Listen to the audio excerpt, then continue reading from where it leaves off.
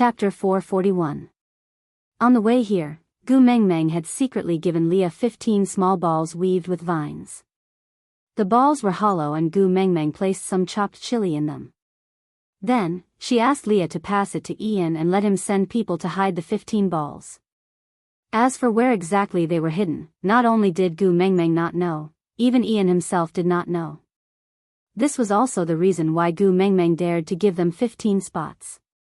She had predicted that a portion of the balls would not be returned. Gu Mengmeng took out a small ball weaved with vines and shook it. There are 15 of these balls scattered in the forest at the back of the mountain. Those who return here with the ball before sunset can join Saint Nazir. With that, Gu Mengmeng threw the ball of vines into the crowd. This is your last chance. Because after this round, Saint Nazir will not be recruiting any more people this year. And tomorrow morning, all the chosen ones will return to Saint Nazir with me.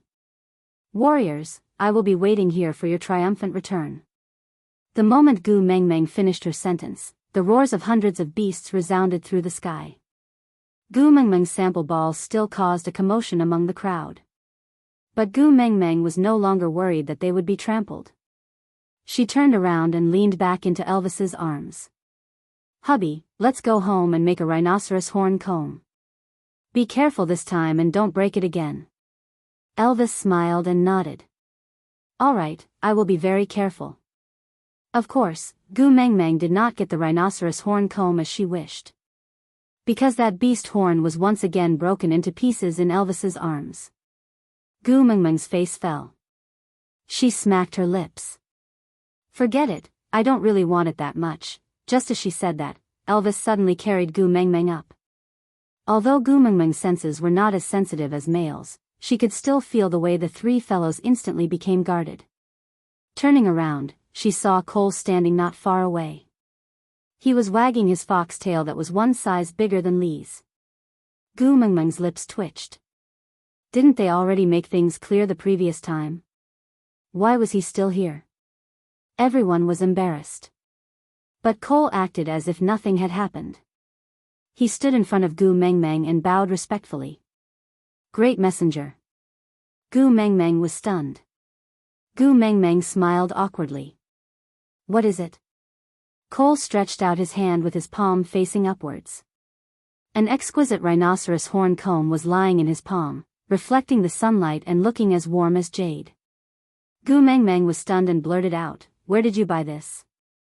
Cole smiled and replied, "Buy?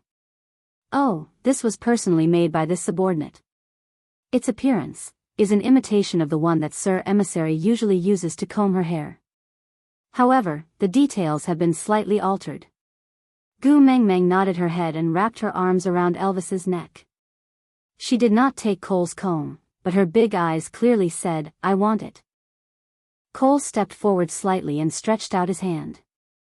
"If the great messenger doesn't mind, please accept this gift." Gu Mengmeng pointed at her own nose and asked, "For me?" Cole nodded in reply. Gu Mengmeng asked cautiously, "What are the conditions?" Cole was taken aback. He shook his head and said, "To be able to do something for the great messenger is already an unparalleled honor. Cole doesn't dare to raise any conditions with the great messenger. Aside from the topic, as the saying goes, one is unaccountably solicitous." What was the second half of the sentence?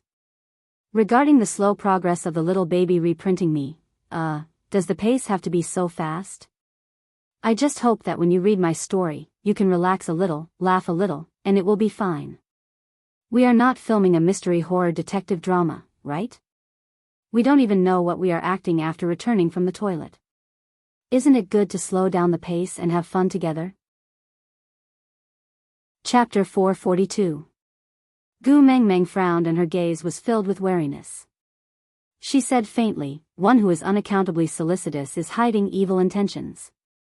Cole smiled elegantly and said, "If I have to choose, I will choose the traitor." Gu Mengmeng roared in her heart, "Can you keep away that gentlemanly smile on your face when you say such frivolous words? It's so out of place." Gu Mengmeng hugged Elvis's neck tightly and looked at Cole with a wary expression. "Forget it, I don't want your comb. You can take it back to comb your own fur." Cole looked at his own tail and said, thank you great messenger for your concern. But the fur of our snow fox tribe doesn't require any special care. As long as we switch between our human and beast forms, the dirt will be squeezed out and it will naturally be fluffy. So, I don't really need this comb. Gu Mengmeng shook her head and said, then I don't care. You can deal with your things as you see fit. Cole was puzzled and asked, but, great messenger, didn't you always want a comb? Gu Mengmeng rolled her eyes and shook her head. Sigh, males will always be males. No matter how smart they are, they will never understand what a girl is thinking. Cole blinked his eyes and said as if he was suddenly enlightened, great messenger, please don't worry and accept it. Although Cole hopes to become your beast pet, but if the great messenger is not willing, Cole will definitely not dare to offend you. Please pretend I didn't say anything just now and accept this comb. Gu Mengmeng shook her head and said, I appreciate your kindness but I really can't accept your things. I do want a comb, but I want the comb that my husband made for me. Cole was even more puzzled. Elvis's clumsy look showed that he had already failed twice and did not even manage to make a prototype. Although there was a finished wooden comb, the texture was nothing to write home about. But this comb of his was different. Whether it was polishing or carving, he had put in a lot of effort. He had shown it to the females in the tribe before and even the tricky and arrogant females of the Snow Fox tribe loved it. By right, most females should not reject it. What's the difference? Cole tried his best to be tactful because he already knew Gu Mengmeng's temper very well. If anyone dared to say anything bad about her family in front of her, she would immediately explode. Gu Mengmeng acted like an experienced expert and said, of course it's different, the difference is huge. Cole nodded his head doubtfully and thought to himself, that's right, Elvis's wooden comb is so ugly, it's definitely different from the one I made. But Cole was very smart and did not say it out loud. He only continued to ask, great messenger, please tell me, which part of this comb does not satisfy you? Cole will go back to refine it now and before you leave tomorrow, I will definitely make a comb that you will be satisfied with. Gu Mengmeng shook her head and said, it's not a problem with the comb, it's a problem with the person. Don't you understand? What I want is the thought of my husband when he is designing an item for me, not the comb itself. As long as it's made by him, I like it. Cole revealed an envious look and felt a little disappointed. If it wasn't for Sir Elvis, I wouldn't have been able to. Gu Mengmeng nodded and said, if it wasn't made by Elvis, I wouldn't want it no matter who gave it to me. Cole glanced at Leah and asked again, Leah, even if it was Sir Elvis, wouldn't it do? Aside from the topic, about Leah recently, I saw that many readers were worried for him and there were a lot of calls for Gu Mengmeng to forgive him. But I clearly remember that in the part between him and Nina, you guys wanted me to write him to death and torture him to death. Didn't you say that if he made Gu Mengmeng sad, he shouldn't be forgiven? Do you guys even have a standpoint? Alright, compared to you guys, I'm the one who has no standpoint. I don't want to see my babies suffer. So, I'll give you the process. Next would be the last wave of torturing Leah. After that, Gu Mengmeng would give him an identity to stay by her side. It would not be a one-sided pestering by Leah shamelessly, but an identity that Gu Mengmeng acknowledged. They would become a family, but the mating would have to wait because I still have some matters to settle. We'll talk about Lee's advancement after I'm done. Then, will my babies be at ease? I want to see you guys laugh and not see you guys being distressed. Do you understand? Chapter 443. F******. He actually dug a pit for me. Gu Mengmeng roared in her heart. She forced a smile and said, my Lee's hands are used to treat and save people. What if he gets injured? That is such a precious pair of hands. How could he do such a thing? Gu Mengmeng's magnified disdain successfully covered the stiff smile on her face. Cole replied with an, oh, and did not say anything else. He just placed the comb on a huge rock outside the stone house and said, since the great messenger doesn't like it, there's no use for me to keep it. Then I'll leave it here. Whoever likes it, can take it. Gu Mengmeng did not reply to Cole. If there's nothing else, please go back. We have been busy the entire morning and are preparing to start cooking. Cole smiled bitterly, his face carrying a tinge of desolation. Cole knows that all of you did not prepare any food or air for me. Cole has already wasted too much of the great messenger's air today. Cole will take his leave. Goodbye. Gu Mengmeng waved her hands cheerfully. Then, she hugged Elvis's neck and allowed him to carry her into the house. Once Cole walked far away, Elvis slowly opened his mouth. Xiao Meng, don't worry. I will definitely make a better one for you. Gu Mengmeng smiled. Actually, I don't really like it. Our wooden one can also be used. That night, 12 males brought Gu Mengmeng's handmade rattan balls back to the deity altar. Gu Mengmeng opened them one by one and confirmed that they were all her handiwork. Among the 12 men, 4 of them already had a partner, while the other 8 were captured by the 4 females on the spot. And these 4 females had already mated with the warriors from the previous 2 rounds.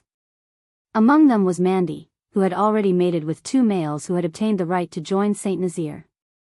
Gu Mengmeng calculated. This time, excluding the family members brought by the females, they had recruited 44 people. This was about the same as her original estimate of 50. It was acceptable. Thus, Gu Mengmeng stood on the deity altar. Under the bright moonlight, she posed as God loves the world. Congratulations to all the warriors who have obtained the right to join. From today onwards, you are the tribesmen of Saint Nazir. My family, my friends, and my partners. I will lead everyone to a well-off life. Although no one knew what a well-off life was like, it didn't affect everyone's excitement. There was no habit of clapping here, so when Gu Mengmeng finished her words, the males started roaring loudly. Gu Mengmeng had been scared a few times and was already used to it. She maintained a calm smile and waved her hands, gesturing for everyone to stop. Then, like the host of the Spring Festival Gala, he said, on this occasion, I have another announcement to make, and that is, Gu Mengmeng's hands slowly swept across the crowd. Everyone held their breath and focused their attention on Gu Mengmeng's fingertips. Gu Mengmeng's finger finally stopped on Mandy. Mandy, come here. Me? Mandy was a little flustered. She didn't know if it was a good or bad thing for Gu Mengmeng to ask her to go up the stage. She was rather timid but didn't dare to disobey Gu Mengmeng. Hence, she could only let her partner escort her to the side of the altar. Then, she climbed up and stood beside Gu Mengmeng. Gu Mengmeng sent him off and once again felt the malice the world had towards her.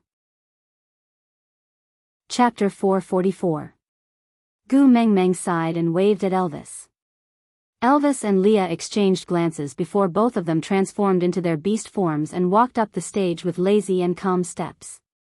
Before they went up the stage, they even gave Oriton a look. Oriton, who had facial paralysis, was taken aback for a moment before he also transformed into a white tiger and followed Elvis and Leah up the stage. Elvis bent his front legs and gestured for Gu Mengmeng to get on his back. Gu Mengmeng was quite surprised. She had originally wanted Elvis to carry her so that she could not reach Mandy's head. But when Elvis and the other 2 walked up in such a flashy manner, Gu Mengmeng instantly felt that she was much more pretentious. Imitating the European ladies, she adjusted her skirt and sat on Elvis's back. Elvis straightened his body and looked down on the crowd. Leah and Oriton, 1 white tiger and 1 white fox, stood by Elvis's side like protectors. They did not speak but exuded a dignified aura that no one dared to offend. Gu Mengmeng did not know that at that moment, her image in everyone's eyes was that of a goddess descending to the world. She was so beautiful that nothing could compare to her. Her entire body was glowing with a fluorescent white light, attracting everyone's attention. She was beautiful but not bewitching, delicate but not glamorous.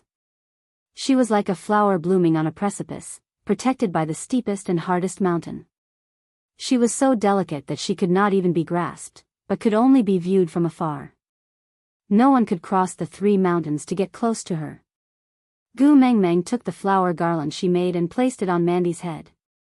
In the name of the messenger of the beast deity, I announce that the champion of this year's most beautiful female competition is Mandy. Not only is she the most beautiful female in Saint Nazir, She is also the most beautiful female in the beast world. What? Mandy was so shocked that she could not speak. She was no longer the most beautiful female in the tribe. She was the most beautiful female in the beast world? And appointed by the messenger of the beast deity? Gu Mengmeng sat on Elvis's back and hugged Mandy gently. I hope that you not only have a beautiful appearance, but also a kind heart. Cherish your partner like you cherish your own body. If you can do it, you will become even more beautiful. Mandy nodded with tears in her eyes. Lord Emissary, I can definitely do it. Gu Mengmeng smiled in satisfaction before releasing Mandy's hand. Tomorrow morning, all the tribesmen of Saint Nazir shall follow me back to the tribe. Yes. Yes. Yes. The deafening roar gave Gu Mengmeng a response. Gu Mengmeng patted Elvis's back lightly and he understood that it was over. So, he carried Gu Mengmeng down the altar and walked towards the stone house with his head held high and chest puffed out. Halfway there, Gu Mengmeng laughed out loud and said, Hey, how long are you guys going to be so stubborn? There's no one else here. Let's change back. This is so awkward. I feel like I'm an animal trainer in a circus. Leah was the first to transform back into his half-orc form and carried Gu Mengmeng from Elvis's back. Then, Elvis also transformed back into his human form and carried Gu Mengmeng into his arms. Oriton did not have much of a presence. He stood silently behind Elvis and Leah and transformed back into his human form.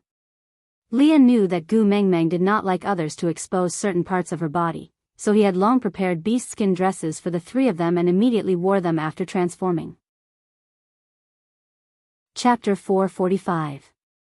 Gu Mengmeng counted with her fingers and smiled like a nouveau riche. She snickered. 16. Elvis did not understand. He looked at Leah and then at Gu Mengmeng. 16 what? Females. Gu Mengmeng kicked her legs in excitement. We've earned big this time. Oh my god, bringing back 16 females in one go. Every single one of them is a complete female and they're all the top beauties in their respective tribes. Io, just thinking about it makes me happy. So many? Elvis was clearly shocked. He looked at Leah. Seeing him nod, he looked at Gu Mengmeng. Xiao Meng, you're too amazing. There's never been a tribe that could have so many complete females at the same time. Gu Mengmeng used her thumb to scratch her nose. She said proudly, that's right. Don't you know what kind of person your wife is? Messenger of the beast deity. Mighty One. Gu Mengmeng specially emphasized the word Mighty One. She could not help but laugh. She wrapped her arms around Elvis's neck. Now, Saint Nazir will become the biggest tribe very soon. Elvis did not understand.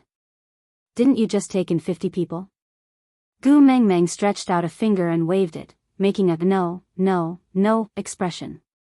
She said, guess, how many males will be rushing to mate with the 16 females we are bringing away tonight and get the quota to follow us?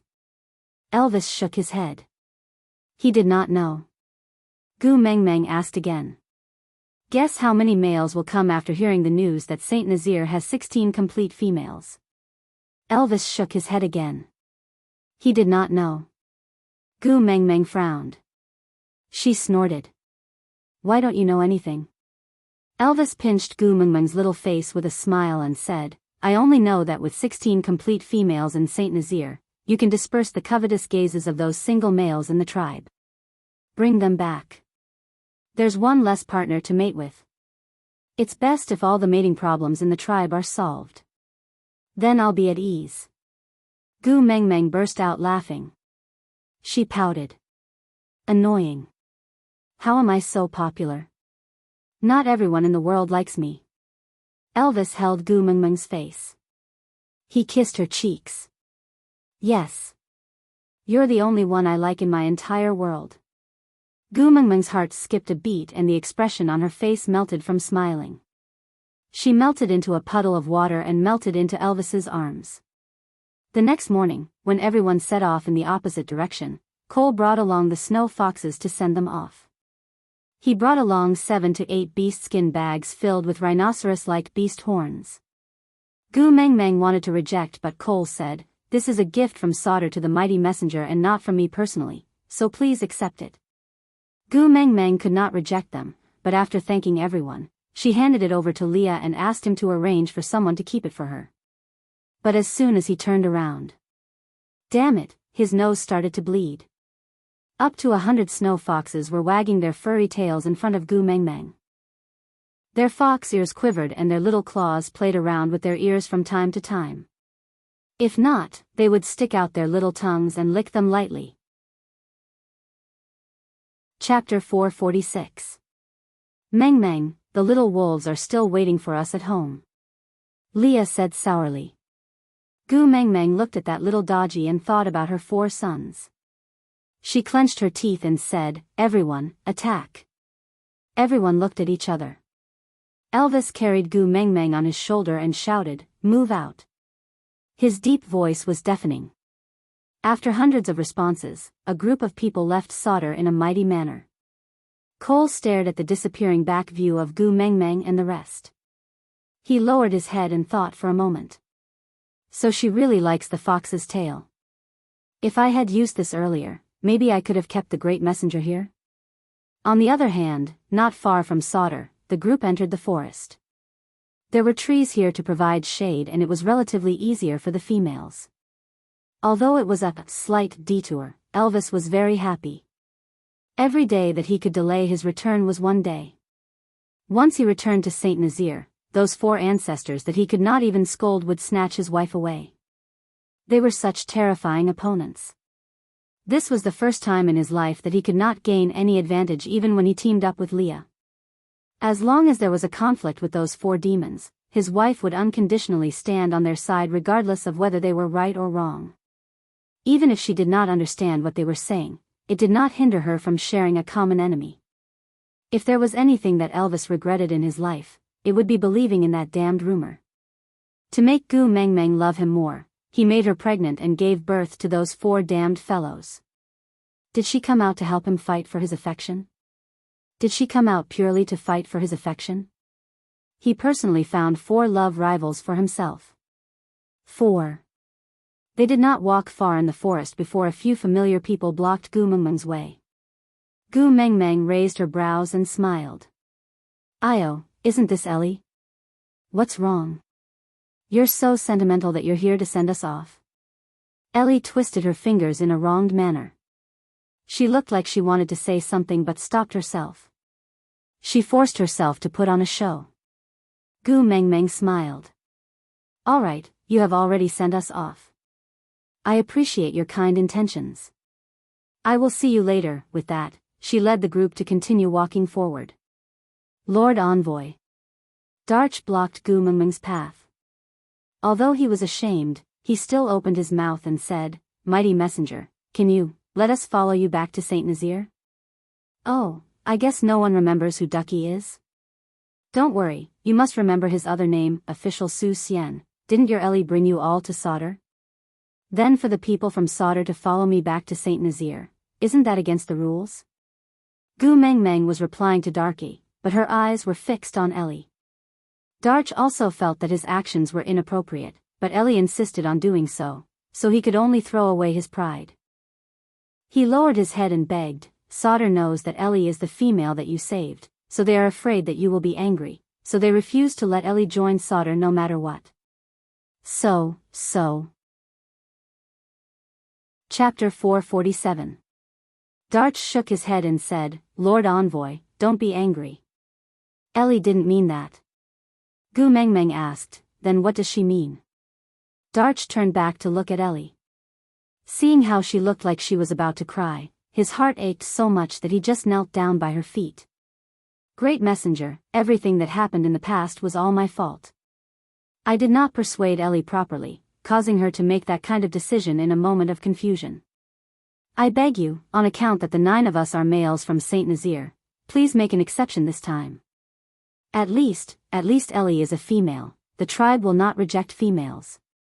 Gu Mengmeng turned her body sideways and said, "Look behind me. Do you think Saint Nazaire still lacks an ungrateful half-orc female?"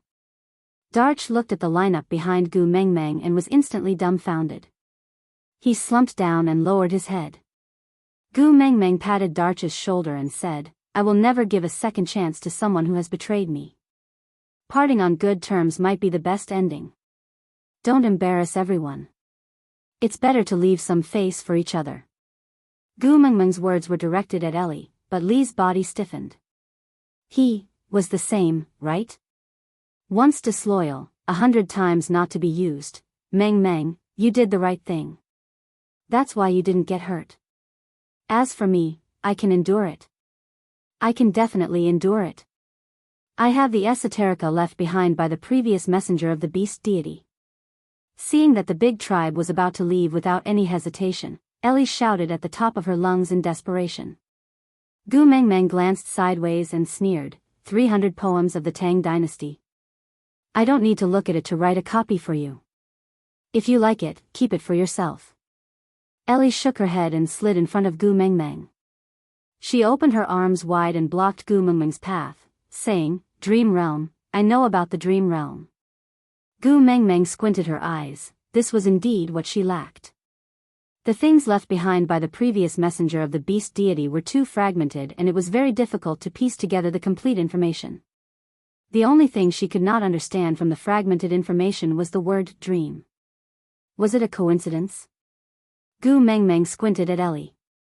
Li bit her lower lip and said, "I used to be the Snake King's attendant and slipped out of the Snake King Valley because I was playful.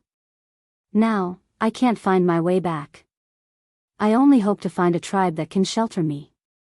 Gu Mengmeng said, "Discussing a deal with me.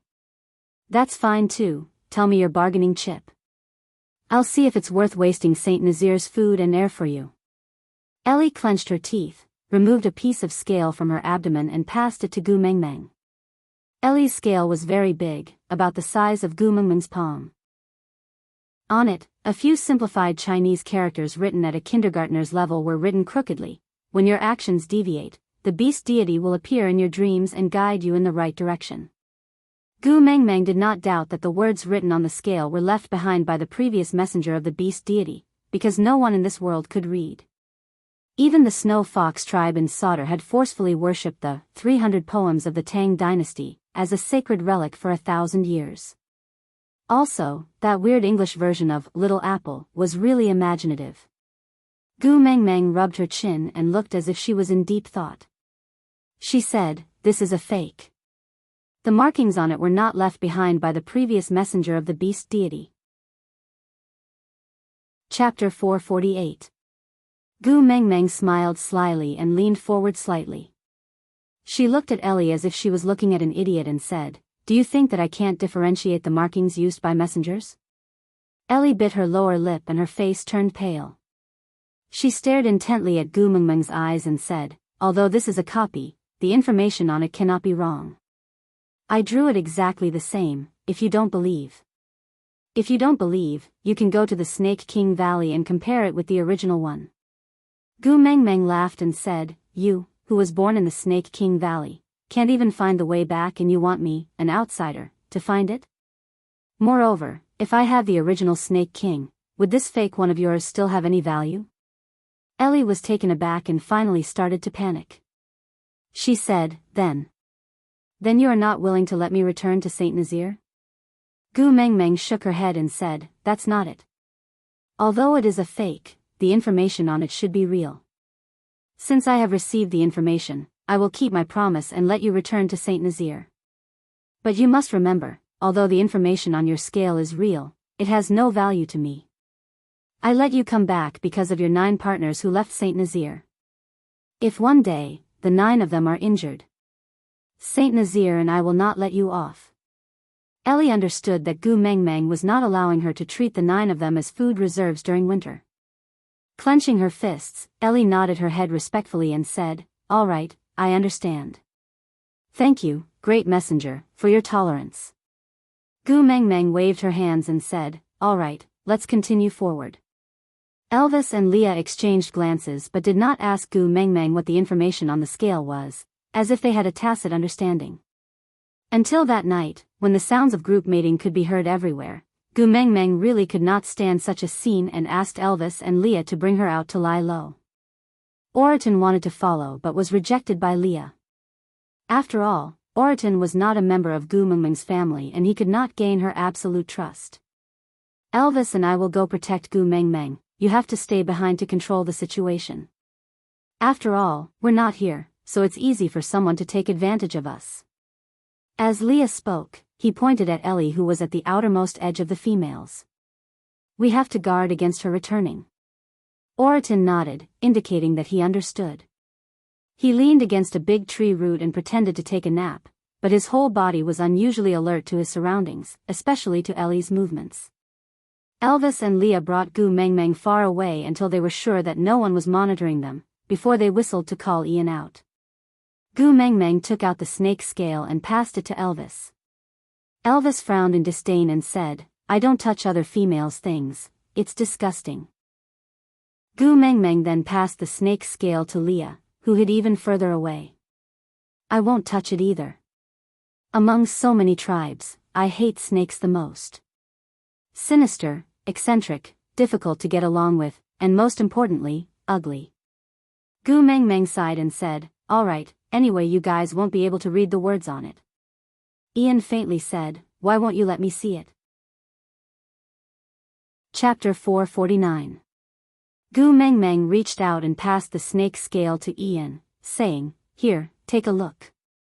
Ian turned his head and said, I won't look either. Gu Mengmeng, so you are just teasing me?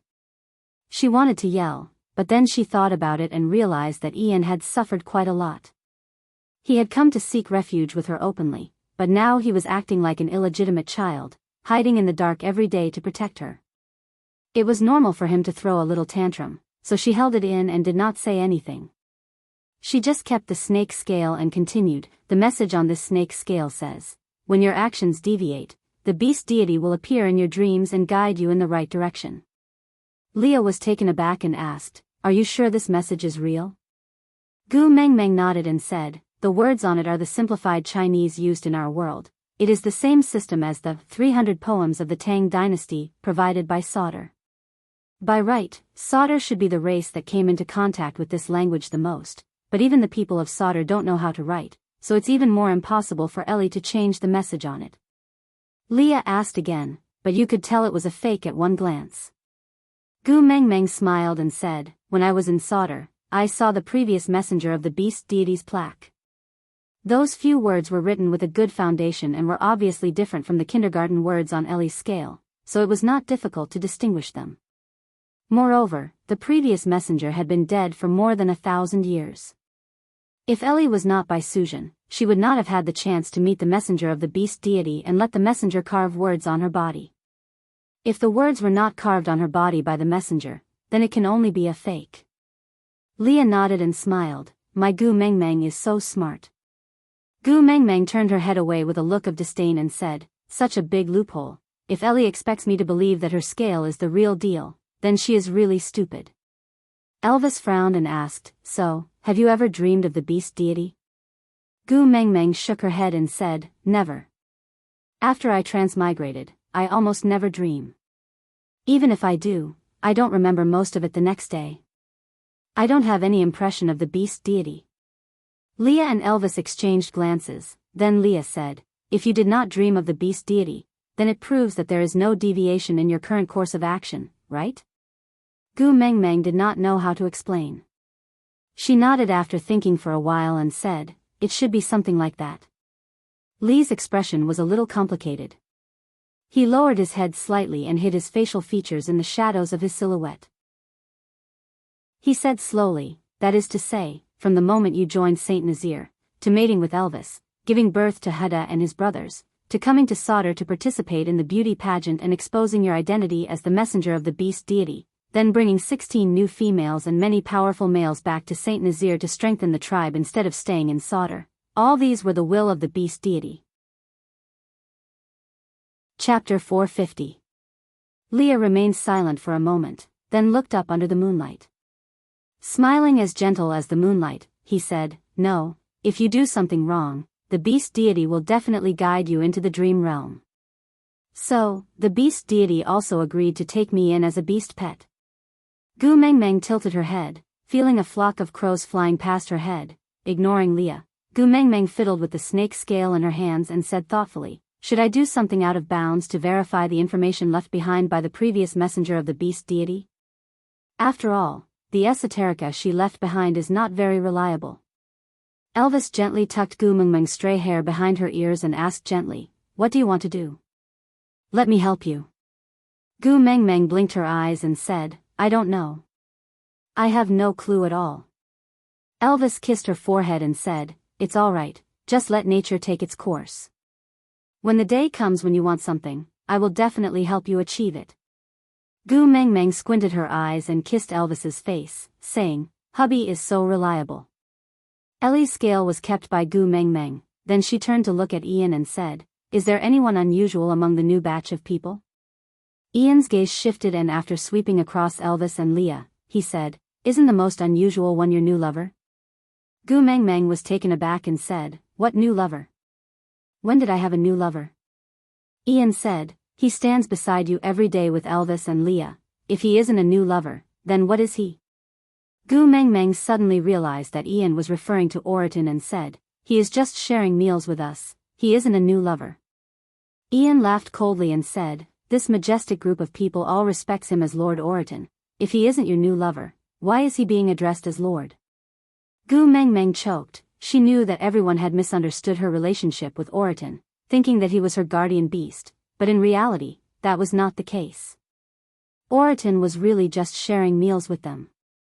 If there was anything special about Oriton, it was probably that Gu Mengmeng could always see Elvis's shadow on him, so she was extra concerned about him. That was all. Sir Ian, now that I call you sir, are you also my new lover? Gu Mengmeng mimicked Ian's sarcastic tone. Ian took a step forward and sized Gu Mengmeng up. I'm not willing. Humph.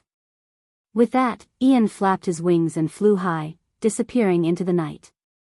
Gu Mengmeng was so angry that she waved her fists in the air and said, running away after saying what you want, so tasteless. Elvis remained silent. He pinched her chin and turned her little face towards him. He frowned and asked, you really like Ian? Gu Mengmeng sighed. Hubby, you have to change your bad habit of thinking that I have an affair with everyone. I'm not blind.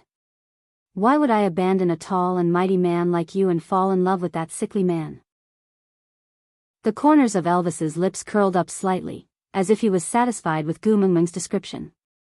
However, he still raised his brows and asked, then why are you so angry when he flew away? Gu Mengmeng said, if someone punches you and you haven't even retaliated, but the other party escapes, won't you be angry? Elvis thought about it and said, let Leah activate the blood alliance to help you vent your anger. The corners of Gu Mengmeng's mouth twitched. You don't have to be so ruthless. It's not worth it to exterminate an entire tribe just because of a quarrel, and you even have to compensate Leah. Aside from the topic, there is no such thing as a way to satisfy both sides in this world. Leah is the big hole I dug for myself. If I don't forgive him, a part of my precious heart will ache. If I forgive him, a part of my precious heart will be angry. There is no way in this world that can cover everything. All I can do is to try my best. I want to stick to my outline and narrate the story I had originally thought of. I won't be looking at the comments section for a while, so whether you support 1v1 or 1v2, don't threaten me with the word give up. It's just like dating. Quarreling is one thing, but breaking up is another. Don't talk about it casually, because if you talk about it too much, it'll hurt the relationship. I write the story I want to write, for those who like me to read. Chapter 451. The next day, when Gu Mengmeng woke up in Elvis's arms, it was already noon. Leah arranged for everyone to hunt, then demonstrated his culinary skills, letting every family send out the one with the highest level of understanding to learn how to roast meat. Males did not need to eat every day, usually one meal could last for a few days. Moreover, they ate more crudely, so they would directly eat in the wild during the hunt, then bring back the better meat for the females to eat.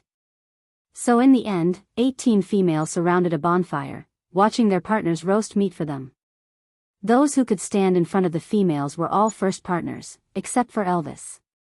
Gu Mengmeng turned back to sneak a glance at Elvis, feeling that he was a little pitiful.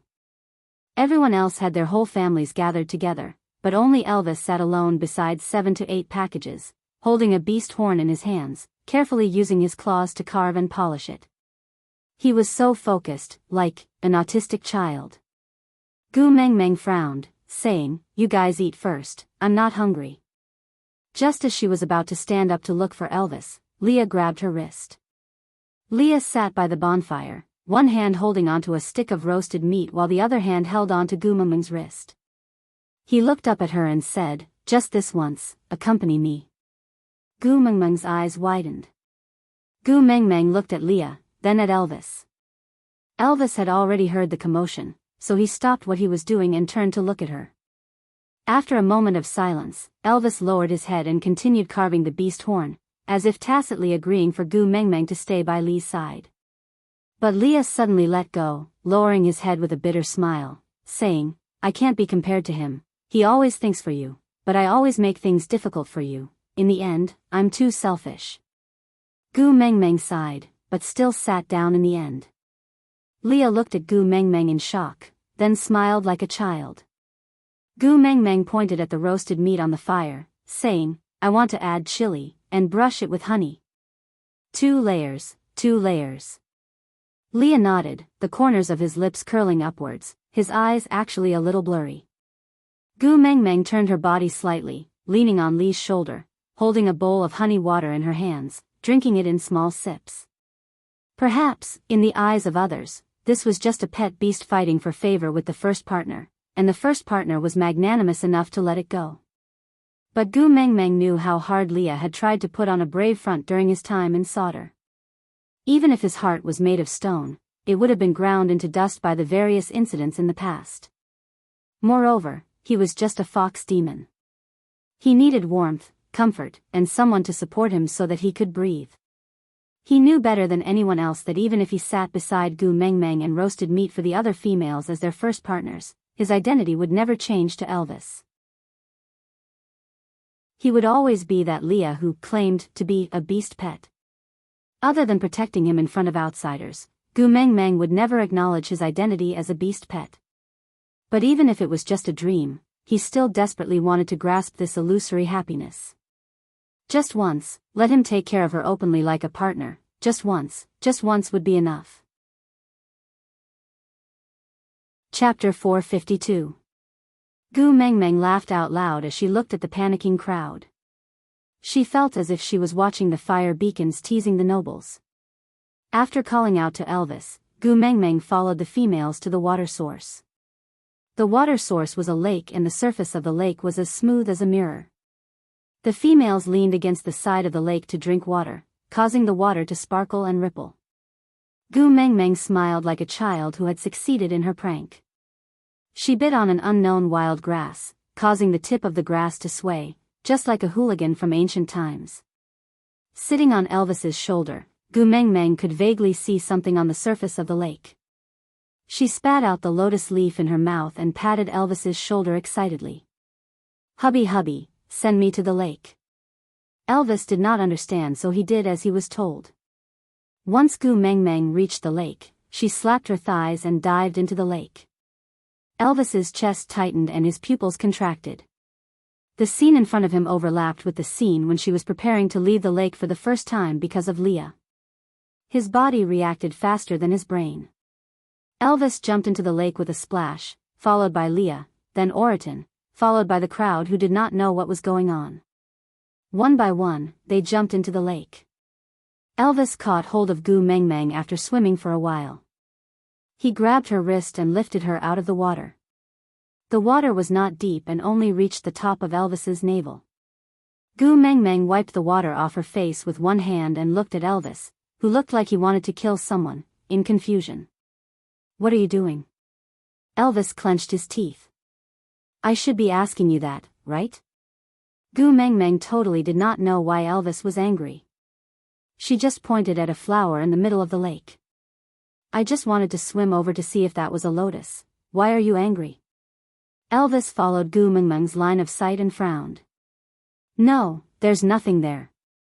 With that, Elvis carried Gu Mengmeng and walked towards the shore. At the same time, he gave Leah a look and Leah quietly dived into the lake. He pinched off the lotus from its roots and tore it into pieces. Then, he swam back as if nothing had happened. Gu Mengmeng, who was on the shore, faced Elvis, Leah and Oriton. The three of them surrounded Gu Mengmeng in a triangle. Elvis's face was black, Lee's was cold and Oriton, he had a poker face and looked at everything with the same expression. Gu Mengmeng clearly felt that she did not do anything wrong, but with the three of them looking at her like that, she still felt a little guilty. She mumbled, It's just a flower. If you don't want me to look at it, I won't look at it. Do you have to be so angry? Gu Mengmeng felt that she did not do anything wrong, but she still felt a little guilty. Was Elvis? Gu Mengmeng looked at Elvis. Gu Mengmeng looked at Elvis's claws that were fiercely clawing at her left chest due to the immense pain in his heart. The 4 bloody marks were a ghastly sight to behold. Gu Mengmeng went forward to hold on to Elvis's wrist and said in a panic, What are you doing? I'm just swimming and looking at the flowers. Did you have to dig out your heart and commit suicide when you were only 200 meters away? Chapter 453. Gu Mengmeng was dumbfounded and asked, What second time? Didn't I just go into the lake? When Gu Mengmeng said lake, she suddenly understood what Elvis meant. Biting her lower lip, Gu Mengmeng wrapped her arms around Elvis's neck gently and patted his back to comfort him. She said gently, Silly hubby, do you think I want to go back to the other side through the lake? Elvis did not say a word and Leah just looked at Gu Mengmeng with a frown. Oriton did not know what had happened but he was affected by the tense atmosphere and became a little uneasy. Gu Mengmeng sighed and said, Hubby, what do I have to say to make you believe that I won't abandon you? Gu Mengmeng pulled her collar with one hand and revealed the proud and aloof black wolf on her collarbone. She used her other hand to caress Elvis's face and said, Do you remember what I said on the day we mated? Elvis, I love you. I will give myself to you and from now on, I will treat you as my pride, my sky, and my husband. If you don't abandon me, I will stick by your side in life and death.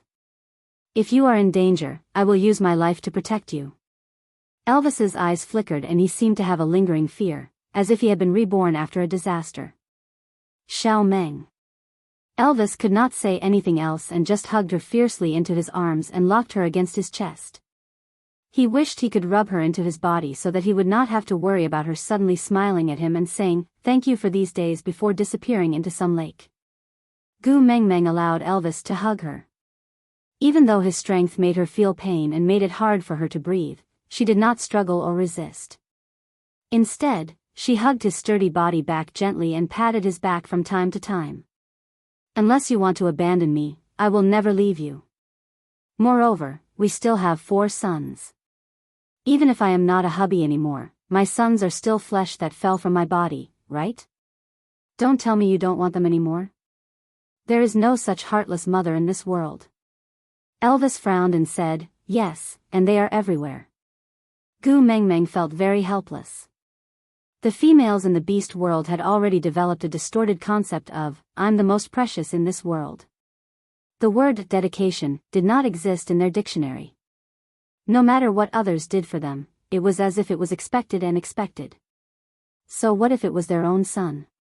Didn't Nina kill her own child with her own hands? Gu Mengmeng said, If the lake water makes you uneasy, then I will never go near the lake again, all right? Elvis remained silent and just looked at Gu Mengmeng silently. Gu Mengmeng continued, I was too excited just now and forgot about the trauma I caused you in the past. That flower was a lotus. If there was a lotus, it meant that there were lotus roots. That was a type of edible food. I was really tired of eating potatoes and sweet potatoes, so when I saw something to eat, I forgot everything else and didn't care about anything else. I really didn't mean to abandon you. I really didn't. Really? Elvis spat out these 2 words with much difficulty. Gu Mengmeng knew how hard Elvis wanted to believe in her. She also felt that she was a joke, that her trust limit with her husband was actually so low. But what could she do? Who asked her to have a bad credit record? Chapter 454. Elvis then slowly loosened his grip. He felt guilty when he saw the wounds on Gu Mengmeng's fair arms from his hug. He gently touched the red marks on Gu Mengmeng's body and said, "Xiao Meng, I'm sorry." Gu Mengmeng chuckled and wrapped her arms around Elvis's neck. She leaned into his arms playfully and said, "It's my fault for not being able to give you an absolute sense of security. I will change in the future, so, don't be angry, alright?" Elvis kissed Gu Mengmeng's forehead. Only then did he feel his heart start beating again. His blood started to circulate and nourish his entire body. Leah did not say a word and just quietly dived back into the lake. When Gu Mengmeng realized that he was gone, he had already been soaking in the lake for half a day. "Where did you go?" Gu Mengmeng stood in the shade at the shore and called out to Leah, who had just been called back by Oriton. She looked at his snow-white and fluffy fur that was stained with mud and looked dirty. Leah transformed into a human 3 steps away from Gu Mengmeng. There was only a puddle of muddy water left on the ground. He then elegantly took the beast skin dress from Oriton and wrapped it around himself. Then, he walked to Gu Mengmeng and said, "I did not find the lotus root you mentioned just now." Once he said that, Elvis's nerves tensed up again. Gu Mengmeng held Elvis's hand and turned to look at him. She said, "Keep your uneasiness and listen to my explanation first." Elvis pursed his lips and nodded. Gu Mengmeng then continued, "Where there are lotus flowers, there will definitely be lotus roots. But they do not appear at the same time. I went into the lake just now to confirm if that flower was a lotus flower and not to dig for lotus roots. Because lotus roots can only be found after the flower has withered." Leah and Elvis looked at her doubtfully.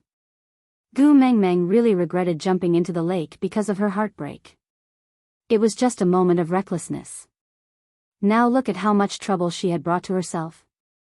Gu Mengmeng sighed helplessly and said, "How about this, you guys can remember this place first. Wait until August or September, which is before winter, then we will dig again. Then, you guys will know if I am speaking the truth or not." Leah patted Elvis's shoulder lightly and said, "Meng Meng is the messenger of the beast deity and food concerns the survival of the entire tribe. She would not joke about this." Elvis looked back into Lee's eyes. His hand on her shoulder was clearly trembling. Nodding his head, Elvis said, "I know, Xiao Meng will not lie to me, she will not lie to me." Gu Mengmeng said helplessly, "Before we dig out the lotus roots, I promise I won't go near the lake, alright?" Elvis nodded. They had come to an agreement. The onlookers who didn't know what was going on were all dumbfounded. Shouldn't females do whatever they want?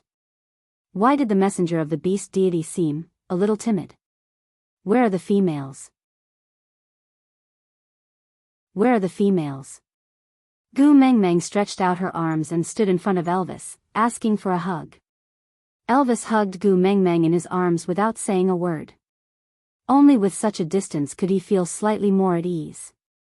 The females didn't dare to eat the roasted meat with chili. In the end, it was all eaten by the males. Then, another round of whose male is least afraid of spicy food competition started inexplicably. Chapter 455. After walking for another half a day, they were already out of the forest. Elvis and the rest chose to rest by a stream, preparing to make dinner for the females before setting up camp here to rest. After all, the females had not eaten their fill for lunch.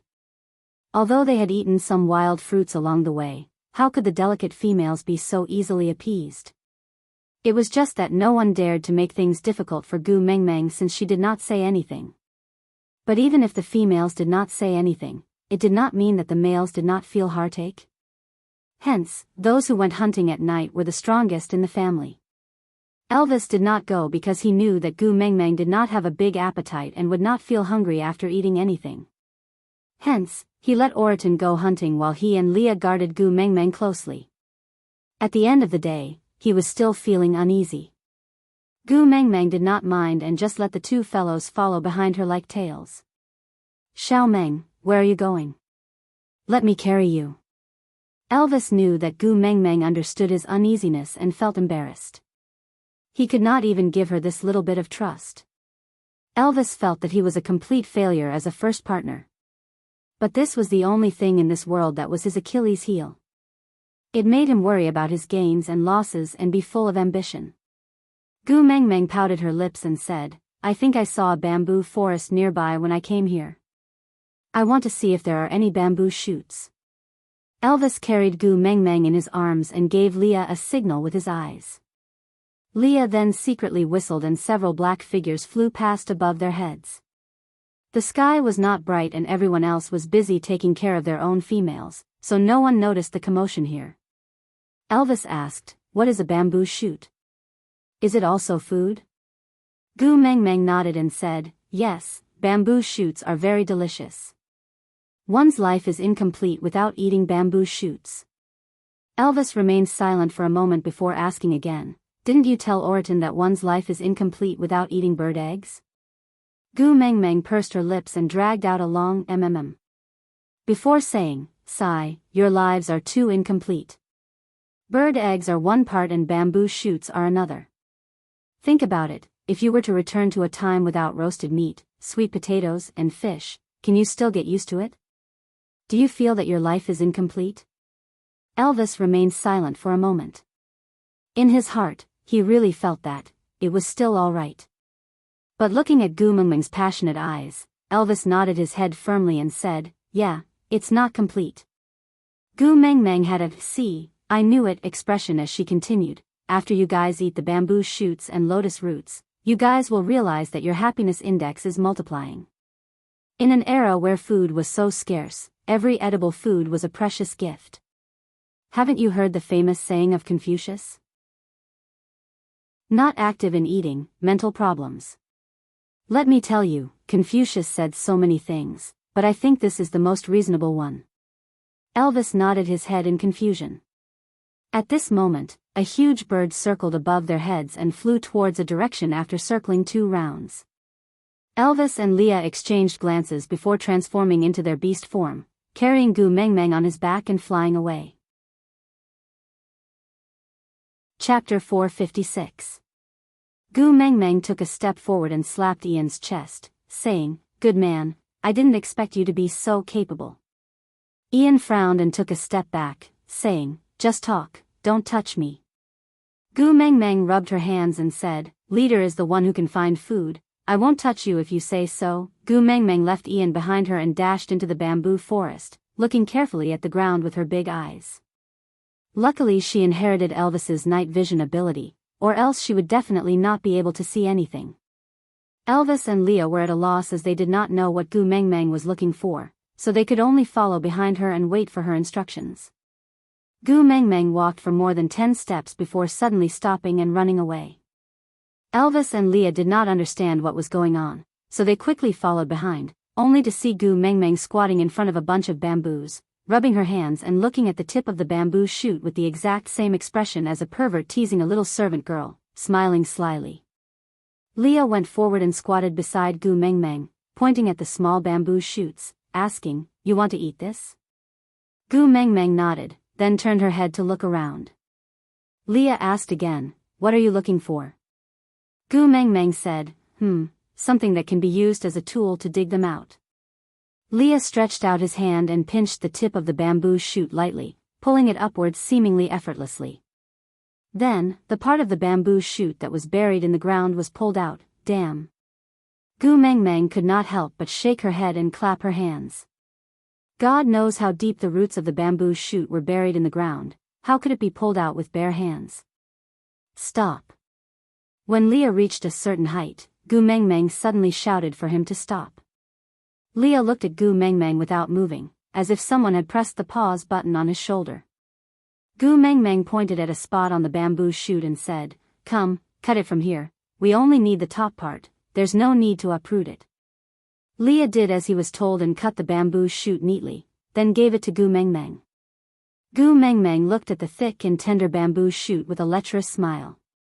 She touched the bamboo shoot's clothes, as if she was taking off a servant's doo-doo.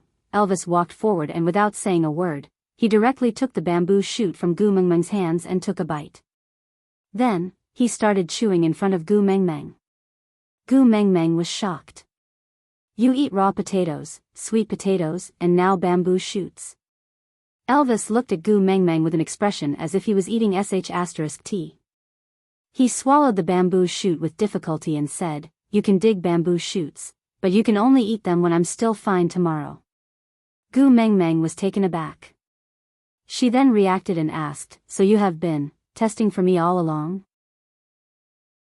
Elvis replied, "Of course you have to try this kind of food that no one has eaten before you can eat it." Gu Mengmeng felt very touched but worried at the same time. She punched Elvis's chest and said, "What if you're poisoned?" Elvis smiled and allowed her to behave wildly in his arms.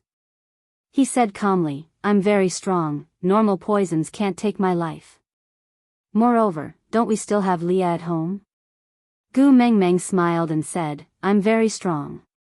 Gu Mengmeng stared at him and asked, "What if Leah can't cure you?" Chapter 457. Gu Mengmeng looked at Elvis and remained silent for a moment. It was undeniable that Elvis's deep love moved her, but accompanying it was a strong sense of unease. Gu Mengmeng wrapped her arms around Elvis's waist and placed her little face on his chest.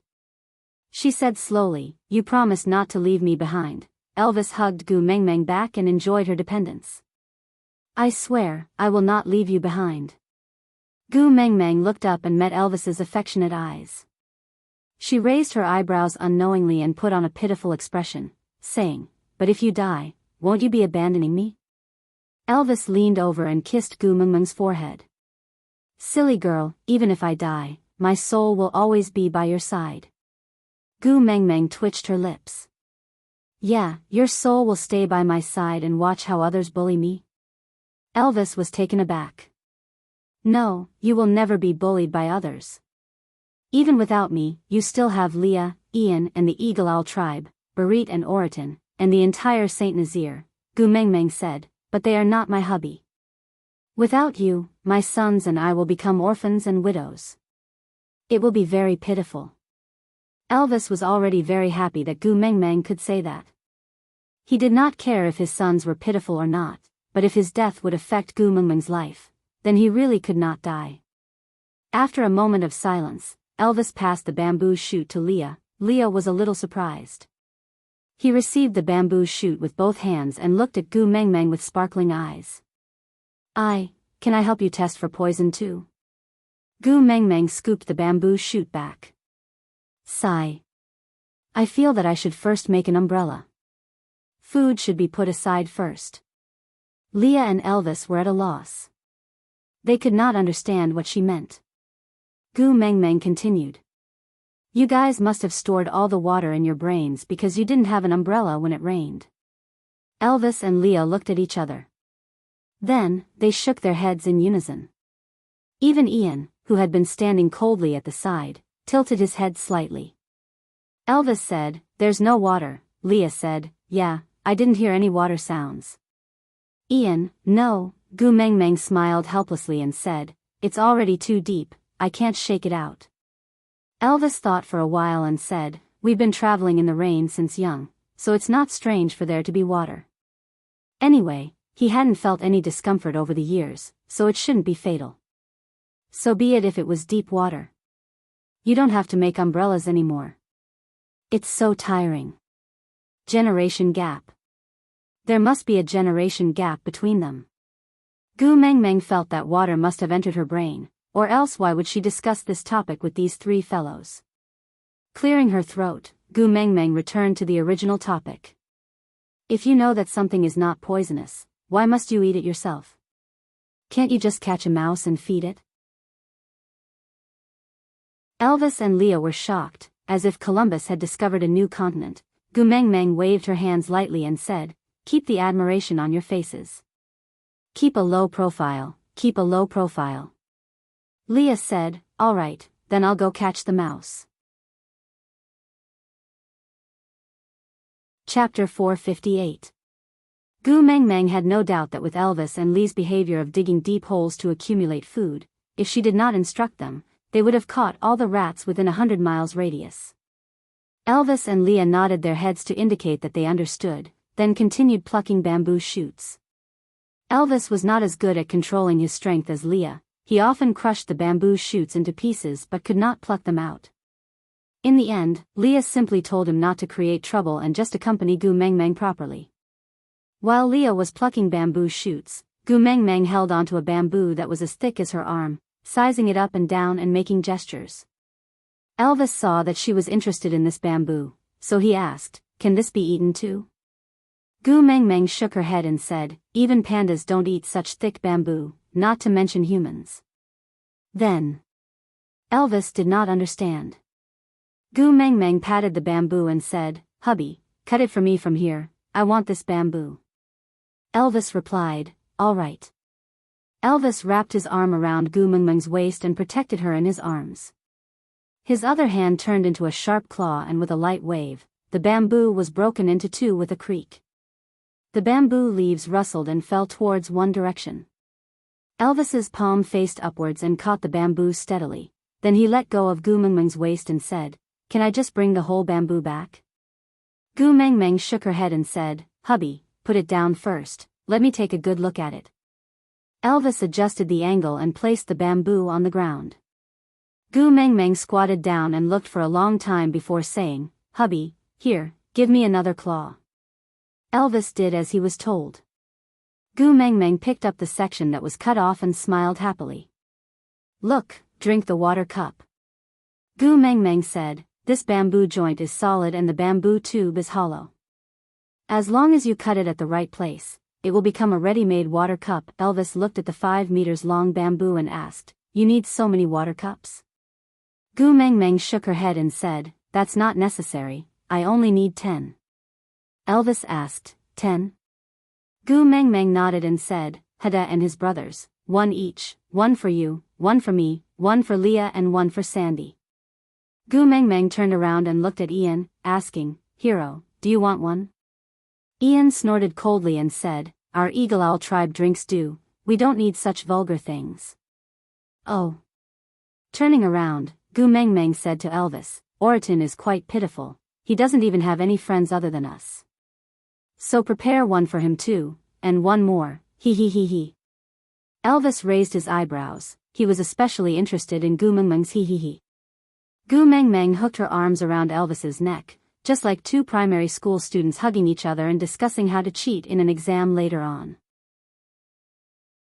She said, "The other one, I want to use it to do Gu Mengmeng's organizational behavior special incentive method practical operation." Elvis looked at Gu Mengmeng blankly, not understanding what she was saying at all. Gu Mengmeng said mysteriously, "Anyway, I have my own plan. Just follow this and help me make 10 cups." Elvis nodded, then pointed at the one in Gu Mengmeng's hand. "Oriton." Then, he cut another one and looked at it carefully. He didn't seem satisfied, so he said, "Hada." Chapter 459. Elvis cut until he reached the 7th one, before taking out a bamboo cup with a clean cut and no hair at all in satisfaction. He handed it to Gu Mengmeng and said, "Mengmeng's." Gu Mengmeng took over her cup and smiled happily. Elvis cut another one and said, "Mine." Gu Mengmeng took over Elvis's cups and held them in each hand to study. Meanwhile, Elvis casually cut the remaining 2 cups carelessly. Gu Mengmeng took out the snake scale that Ellie gave her and used the sharp edge to carefully engrave the words Gu Mengmeng on it. Then, she engraved her name on Elvis's cup. She then passed Elvis's cup to him and said, "Here, this way we won't get mixed up." Elvis took over the cup and looked at the mark on it that he did not recognize at all. He would not tell Gu Mengmeng that even if there was no mark, the orcs would not recognize their own things wrongly. But with the mark she added, this cup looked especially different. After Elvis finished his work, Leah had already plucked bamboo shoots as high as a small mountain. Gu Mengmeng hurriedly stopped him and said, all right, if you continue, this bamboo forest will not be able to continue. Leave some for others, we just need enough to eat." Leah looked at the small pile of bamboo shoots and frowned. "So little? Enough to eat?" Gu Mengmeng said, "It's the rainy season now and the humidity is high. If there's too much, it will go bad easily and it will be a waste. Leah said, can't we pickle it? Gu Mengmeng's lips twitched and she said, pickle bamboo shoots. Forget it, eat something fresh. How can we always eat pickled vegetables? Leah nodded and said, all right, I'll listen to you. I will help you pluck when you want to eat it. Gu Mengmeng smiled and nodded. Then, she took out a cup from her arms and passed it to Leah. Here, it's yours. Leah had been listening to Elvis and Gu Mengmeng's conversation all along, so he knew that one of the cups was for him. But when Gu Mengmeng really handed it to him, Leah was still a little excited. After all, this was the first time Gu Mengmeng gave him a present. Leah held the cup in his hands carefully, as if he was holding a rare treasure. Gift givers always hoped that their gifts would be liked, and Gu Mengmeng was no exception. Seeing how much Leah treasured it, she said, how about I carve a name for you too? Leah asked excitedly, can I? You can also carve a name for me? Gu Mengmeng took over Lee's cup and said, Aya, isn't it just a matter of a few strokes? Using snake scales to carve words was obviously not as good looking as using a pen, but since everyone was illiterate, they did not know what she had written, so she did not feel embarrassed. When she passed the cup with the words Leah engraved on it back to Leah, he did not take the cup. Instead, he held on to Gu Mengmeng's wrist and pulled her into his arms. Gu Mengmeng, thank you. Today, I am very happy. When we were eating, and now. Thank you. Thank you. Gu Mengmeng was not prepared for Leah to suddenly hug her. Feeling a little uncomfortable, she wanted to push him away, but hesitated. After a moment of silence, Gu Mengmeng replied, the cup was made by Elvis. When we were eating, it was also you who took care of me. I should be the one thanking you. What you have done for me is much more than what I have done for you. Leah chuckled and slowly let go of Gu Mengmeng. Then, he used his finger to lift her chin gently and asked, then are you going to repay me with your body? Aside from the topic, today's update is over. See you tomorrow, babies. Also, the great editor said that he will arrange for a big recommendation for me in March. He asked me to save more chapters and prepare for an explosion of chapters. It would be a little difficult to save chapters with 9,000 chapters a day, but Susu will work hard. Chapter 460. Gu Mengmeng replied gently, scram. Elvis howled at the sky, scaring Gu Mengmeng so much that she shuddered. She turned around and asked, hubby, what are you doing? Are you excited to see the moon? It's not a full moon night today. Elvis carried Gu Mengmeng and said, there are so many bamboo shoots, Leah and I can't carry them all. Call the males in the tribe to come over and work. Gu Mengmeng looked like she was about to break down. She said, sigh, this is such a tragic beast world. We basically rely on walking for transportation and roaring for communication. Ian laughed coldly and said, ha. Gu Mengmeng wanted to scold him, but he flapped his wings and flew away, flew away, flew away. So what if you can fly? Do you think you are an angel just because you have wings? You could even be Lei Jinzi. If you have the guts, don't fly. Come down and see who is better. Gu Mengmeng was just putting on an act and roaring. Who knew Ian would return and stop in mid-air, transforming into a half-orc. His human body flapped his wings and he looked down at Gu Mengmeng from above. His face looked even paler under the moonlight and he looked slightly sickly. If you have the guts, come down. Gu Mengmeng clenched her teeth and pointed at Ian. Come down. Ian raised his eyebrows and landed slowly. He transformed into a human and took a step forward. I am coming down. What do you want to compete with me in? Gu Mengmeng took a step back and said, You really came down. Ian crossed his arms and said, didn't you ask me to come down? Gu Mengmeng hissed and said, do you have any professional ethics for quarreling? You clearly know that I can't beat you in a fight and can't catch you. Why can't you just let me have my fun? Ian raised his head and said, weaklings don't have the right to flaunt their prowess in front of the strong. If you can't beat me in anything, why should I let you have your fun? Gu Mengmeng nodded and said, "All right, if I don't compete with you today, you will think that I am afraid of you, right?" Ian nodded. Gu Mengmeng looked around and then chuckled. "You didn't mate, right?" Ian nodded and looked at Gu Mengmeng with a "you're talking rubbish" expression. Gu Mengmeng hugged Elvis's arm and said, "I have a partner, do you?" Ian was speechless. He was clearly a bird, so why did he feel like a dog at this moment? Gu Mengmeng tugged at her collar, revealing the mating mark. "I have a mating mark, do you have one?" "TSK, let alone an old bachelor like you who doesn't have a partner, even if you did, you wouldn't have a handsome mating mark like mine." Ian. Woof.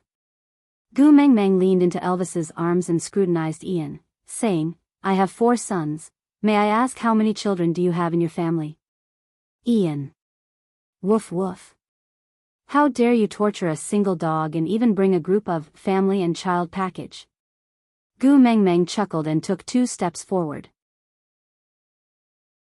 She hugged Ian's neck and said, "I heard from my hubby that your Eagle Owl tribe didn't have a single female previously. On this trip, I brought back 16 golden hairpins. All of them are perfect females, the #1 beauties of the original tribe. I even abducted many of the strongest warriors from the tribe."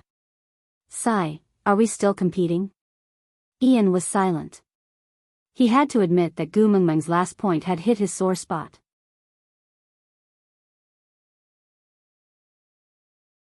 Chapter 461.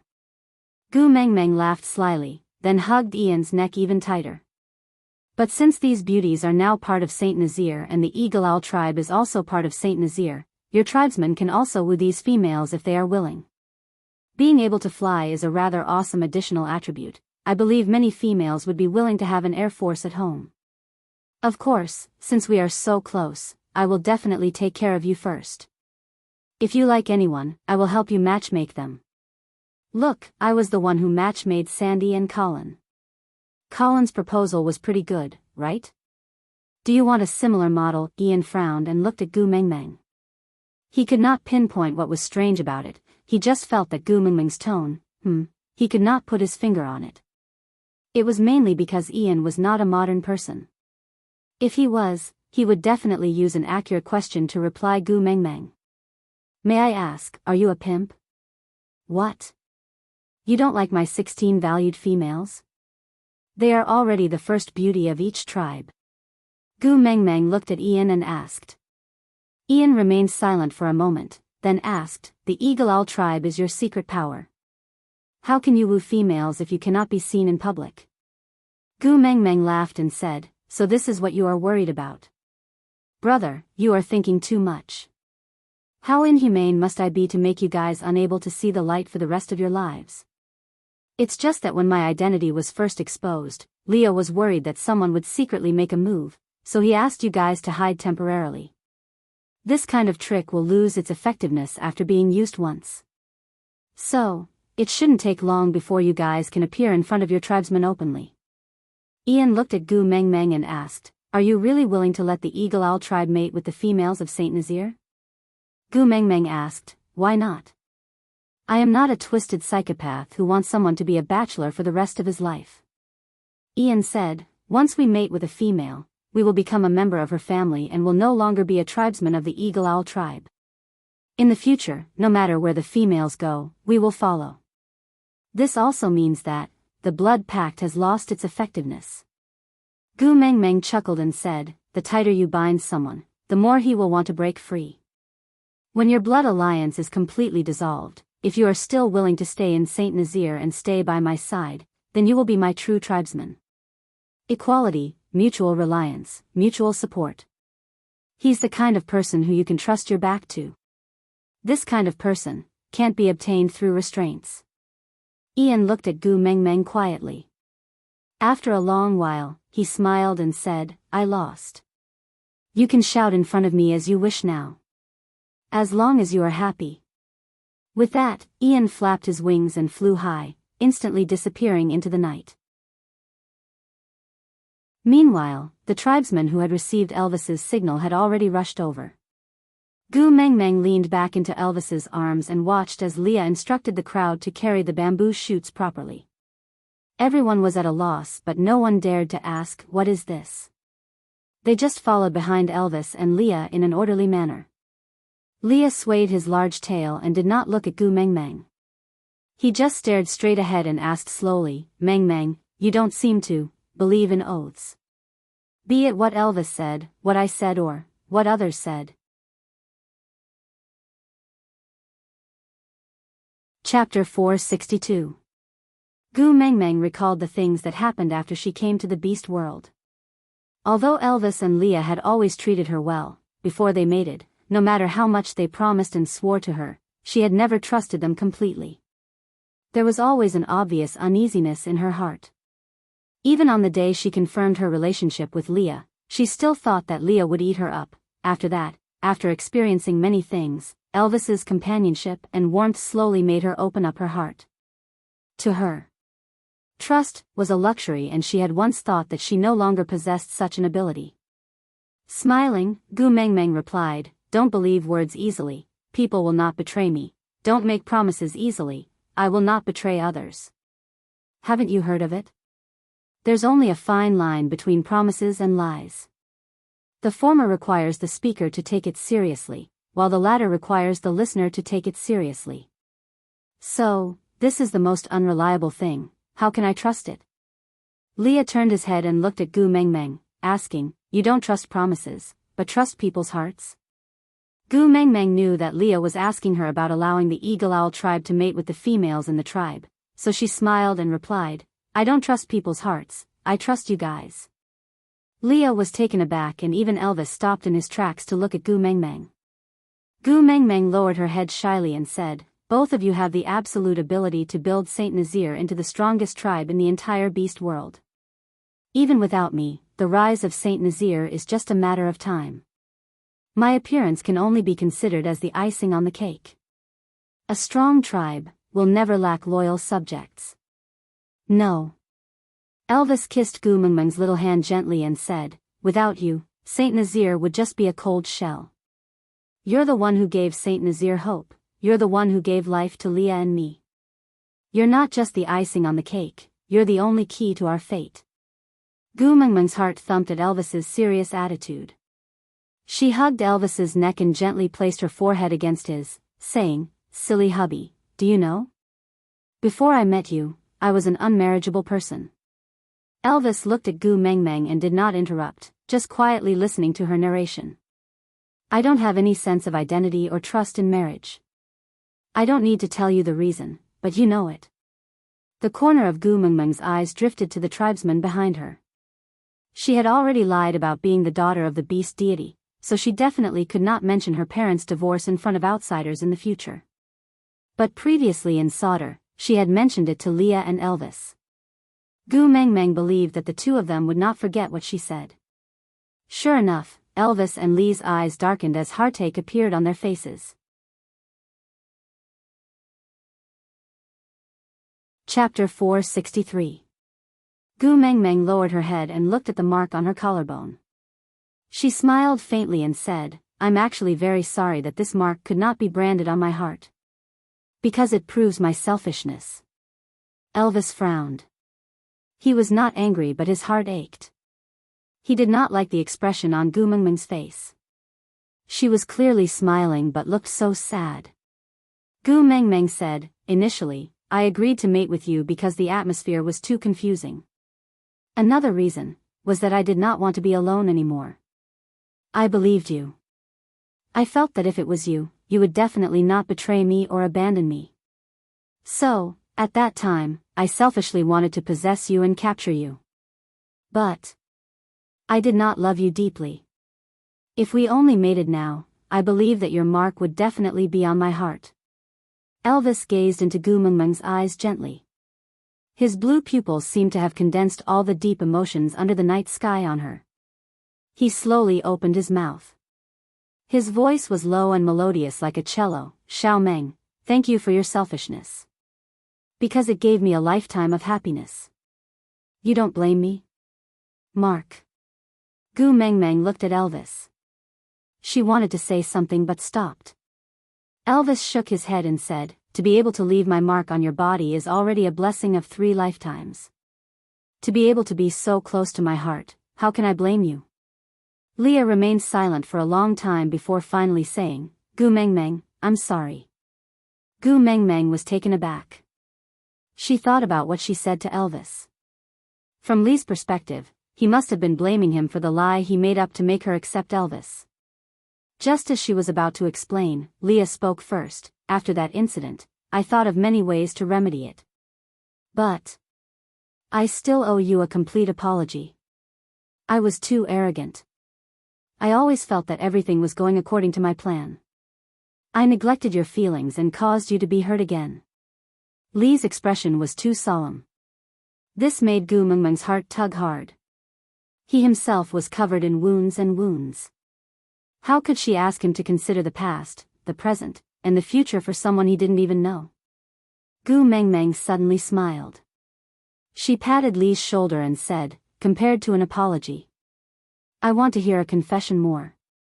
Leah looked up with disbelief in his eyes, but when he saw Gu Mengmeng's sly smile, he knew that he was thinking too much.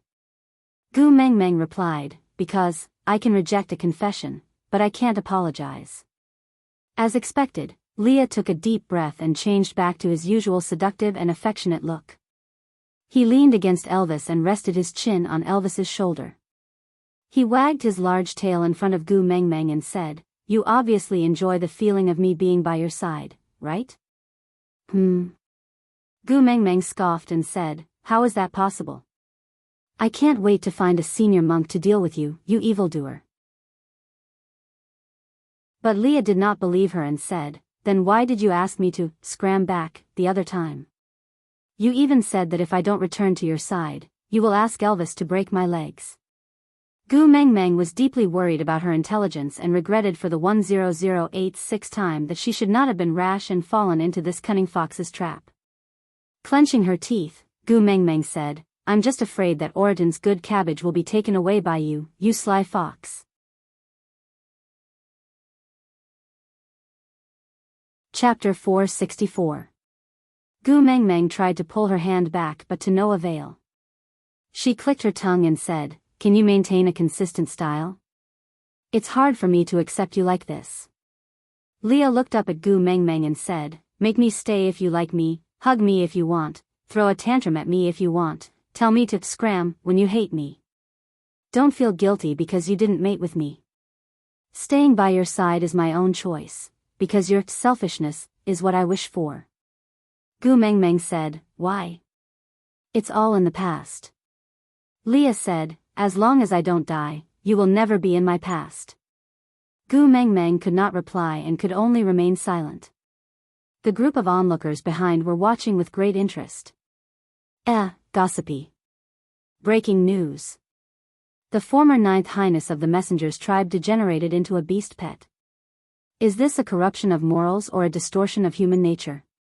Please watch Gu Mengmeng vs. Leah *AVI. A small portion of these people were former members of Saint Nazir while the majority had just joined this time.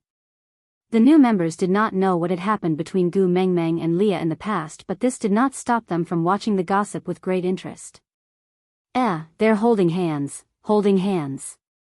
Look, the great messenger's gaze is melting. I bet 2 giant beasts that the great witch doctor will definitely be able to take the position. No, I don't think so. Look at the cold aura that the great tribe leader is emitting, he will definitely not let him take the position so easily. Just as the main leads were silent and the onlookers were exchanging glances with each other, the group finally returned to their original campsite. The females surrounded them and felt strange at the things the males were hugging. Mandy was the one who was more familiar with Gu Mengmeng among the new females, so she plucked up her courage and asked, "Great messenger, what is this?" Gu Mengmeng then regained her composure from Lee's words. Rubbing her face, Gu Mengmeng said, "This is bamboo shoots, it's the best for stewed meat. Let's stew a small pot later. Those who like it can register with Leah and let him distribute it to everyone. It's food. Do I have to add chili too?" Mandy was obviously afraid of the spiciness today. Gu Mengmeng smiled and said, if you guys are not used to eating chili then don't put it in, I will make a special dish for myself. Mandy lowered her head in embarrassment and said, Gu Meng Meng took out a bamboo cup and handed it to Mandy. We found this in the bamboo forest just now. It's perfect for holding water. You are the first beauty of the tribe, so I'll give this cup to you first. Mandy was extremely surprised. She wiped her hands on her body and carefully received the cup. She looked at Gu Meng Meng and asked, This is really for me? Gu Meng Meng nodded and said, Of course, you are the first beauty of the tribe, you should be rewarded. Mandy was so excited that she was about to cry. Holding the bamboo cup with both hands, she spun on the spot like a toxic dragon drill. Gu Meng Meng maintained a polite smile, but in her heart, she was ridiculing this era of material scarcity. What has it done to women? How could a piece of broken bamboo be so happy?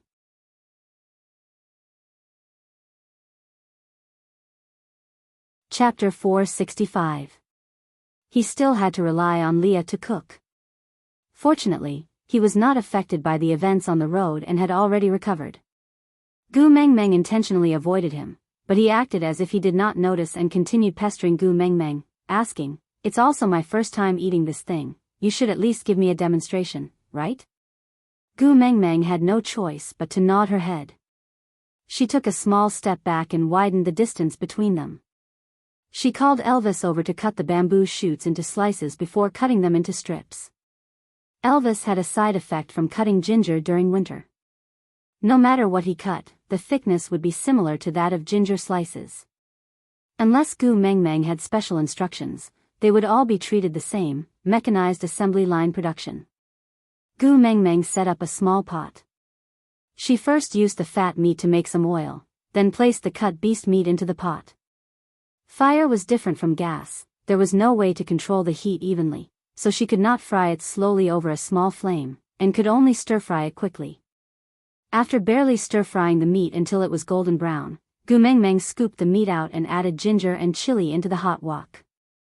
After stir-frying it until it was fragrant, Gu Meng Meng poured the meat back into the wok and added water. After everything was done, the surroundings were already crowded with people. Gu Meng Meng looked up and saw many pairs of longing eyes staring at her. Gu Meng Meng tilted her head and said, Here. I added chili. Mandy took a small step forward and said, Great emissary, I'm not afraid of chili. Can you share some with me? Gu Meng Meng squinted her eyes and smiled. It's my honor to be able to have dinner with the first beauty of the tribe. Mandy blushed and slowly walked to Gu Meng Meng's side. She sat obediently by the side and watched Gu Meng Meng's back view as she circled around the pot, her eyes filled with admiration. Gu Meng Meng used beast skin to pad the handle of the pot and poured the bamboo shoots into the pot. She then used chopsticks to stir the bamboo shoots evenly before using a stone board to cover the pot. Turning his head to look at Leah, he said, That's the basic process. Normally, you can collect the juice after stewing it for an hour, but the meat of wild beasts is harder to rot than domestic pigs, so you can cook it for another half an hour or so. Season it with salt before serving. Oh, right, do you still have any potatoes? Leah nodded. There's more. Gu Meng Meng said, Then cut 2 potatoes and soak them in water. Just put the potatoes in the pot and stew them together. Leave the water that was used to soak the potatoes and don't touch it. After the starch has settled, pour away the excess water and leave it for the final thickening. Leah nodded nonchalantly and looked at Gu Meng Meng. Suddenly, he went forward and pressed his face against the tip of Gu Meng Meng's nose. He stayed there for 2 seconds and smirked at Gu Meng Meng's frightened face. But, how long is 1 hour? How long is half an hour? Gu Meng Meng cleared her throat and took a small step back. You don't have to be so precise. Just make it about the time you usually stew potatoes. Leah wrapped his arm around Gu Meng Meng's waist and pulled her into his arms. Using his height advantage, he shrouded her under his shadow. He looked down at the flustered Gu Meng Meng and said in a low voice, I'll teach the other males how to make stewed meat with bamboo shoots first, then come back to eat with you. Gu Meng Meng pushed Leah a few times but to no avail. She could only maintain this pressuring posture and look up at Leah. Actually you can stay and eat with them. You don't have to come back to accompany me.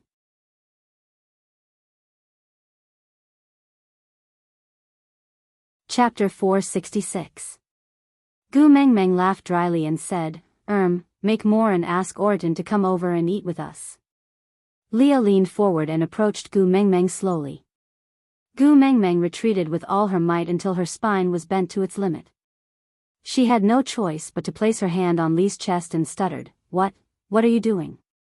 Li's long and narrow eyes were filled with sadness and he said in a low voice, The more I ask you to be more selfish towards me, the more you want to push me away?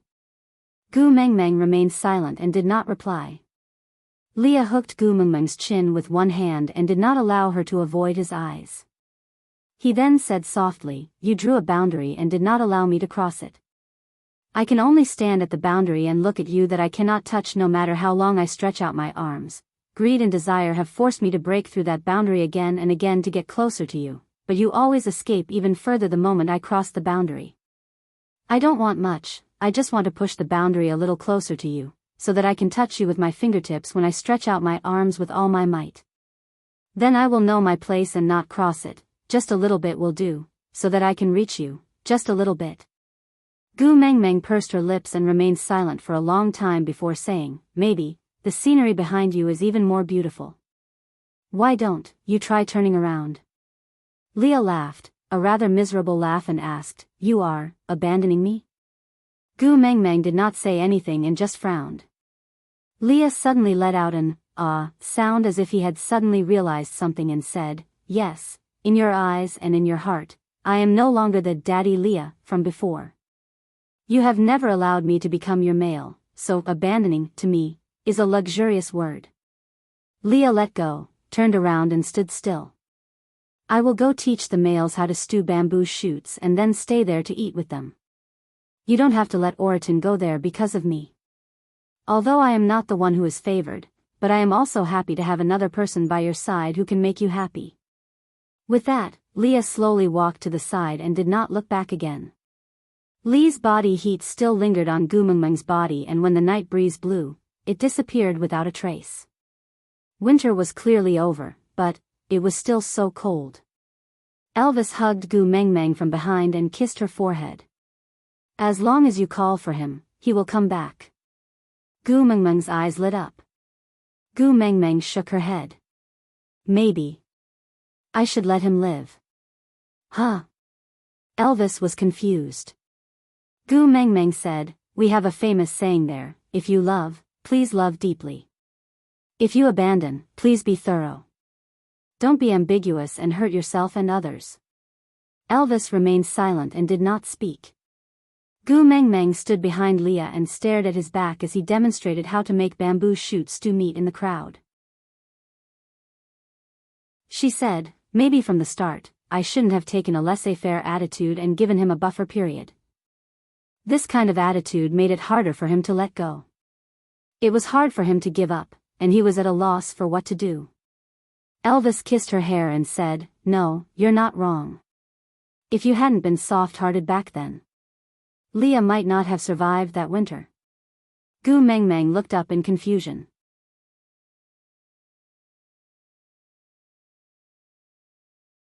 Chapter 467. If you didn't allow him to enter the cave when I was injured, when the snow melts this year, you might only see a dead fox at the cave entrance. Gu Mengmeng stared at Elvis in a daze. After a while, she said, He was at the cave entrance when the stray beasts came? Then why didn't he come in to help? Elvis's expression froze. He lowered his head and said, Xiao Meng. I'm sorry. Gu Mengmeng frowned and looked at Elvis without saying a word. Elvis pursed his lips and said, I pretended to faint during the battle to create a chance for Leah to enter the cave. I was afraid that you would be too embarrassed to mate with him because I was awake, so, don't be angry. Gu Mengmeng turned her head away, not wanting to say a word to Elvis. Elvis was like a child who had done something wrong. He followed behind Gu Mengmeng and pulled her hand. I know I was wrong. I shouldn't have lied to you and pretended to faint to make you worry. But Leah could not hold on any longer. If I had done that, he would have died in the snow. I was afraid that I would regret it, and also afraid that you would, so I was wrong. If you are angry, you can hit me? Or, twist my ears? As Elvis said that, he transformed his pair of wolf ears and placed Gu Mengmeng's little hands on his ears. He bent down to accommodate Gu Mengmeng's height. I promise I won't hide. Twist my ears until you vent your anger, alright? Gu Mengmeng sighed. If I remember correctly, we had just mated when the stray beasts rushed into the cave, right? Elvis, do you really love me? Elvis was completely frozen. He hugged Gu Mengmeng tightly in his arms. I know you are angry. I will accept any punishment you want, but you are not allowed to leave me. Not allowed. Do you love me? This was a very serious question.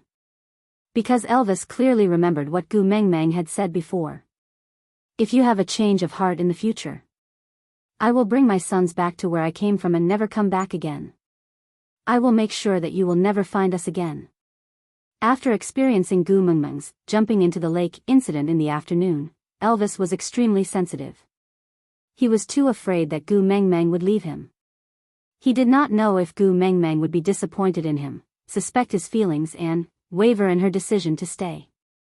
Gu Mengmeng took a deep breath. I did not say I want to leave you. I just asked you, do you really love me? Elvis hugged Gu Mengmeng tightly and refused to let go. He desperately wanted to prove his love but realized that all his words were so pale and powerless. He did not know what to say to make Gu Mengmeng believe that the reason he helped Leah create that kind of opportunity was precisely because he loved her too much and did not want her to be unhappy in the slightest. After pondering for a long while, Elvis held her hand and placed her palm on his chest, saying, if I dig it out for you to see, then you won't leave, alright? Gu Mengmeng's heart trembled. Gu Mengmeng felt the vibration coming from her palm and only spoke after a long while, you don't have to use this method to keep me here. My son is still here so I won't leave. With that, Gu Mengmeng retracted her hand. Elvis refused to let go. He was afraid that she would injure herself with brute force, so he could only use his other hand to hug her waist tightly to secure her in his arms. Frowning, Elvis could feel the uneasiness in his chest that was throbbing in unease. You don't even dare to say you love me. Why are you still hugging me? Let go of me. Gu Mengmeng twisted and struggled, kicking and hitting Elvis.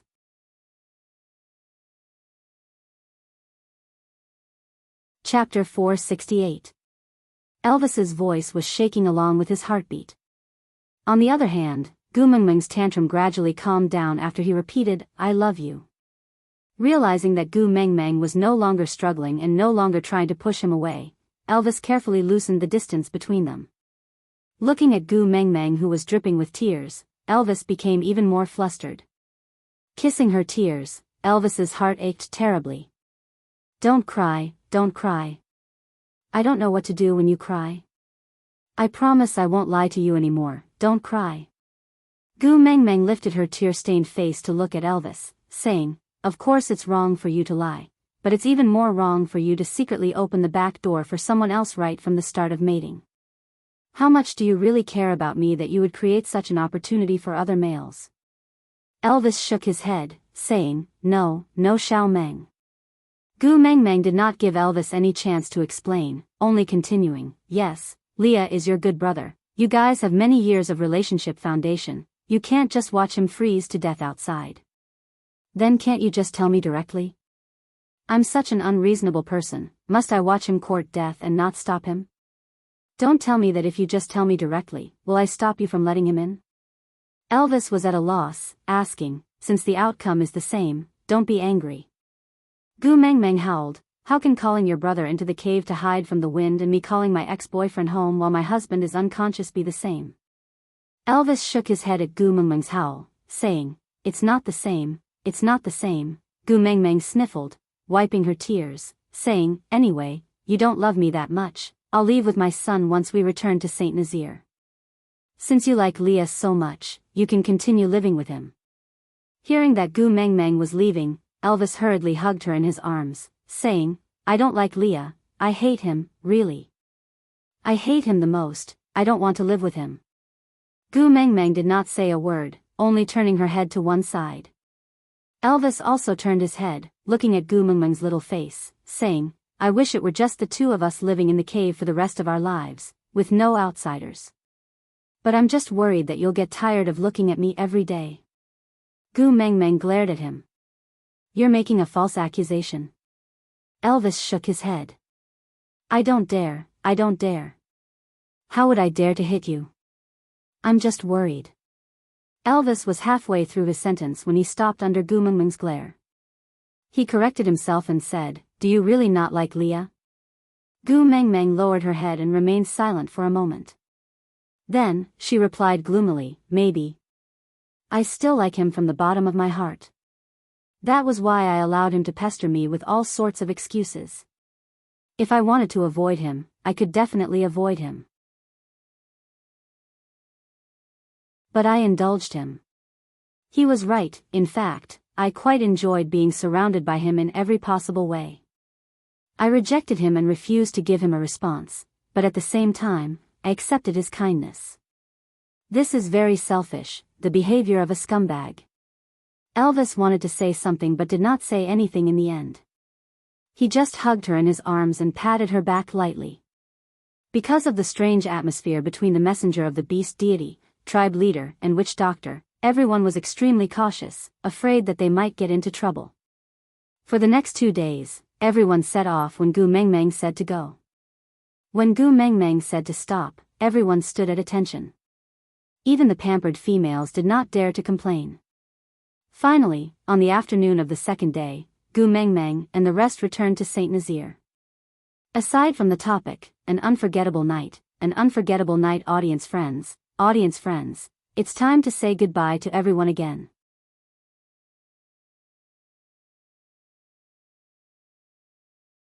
Chapter 469.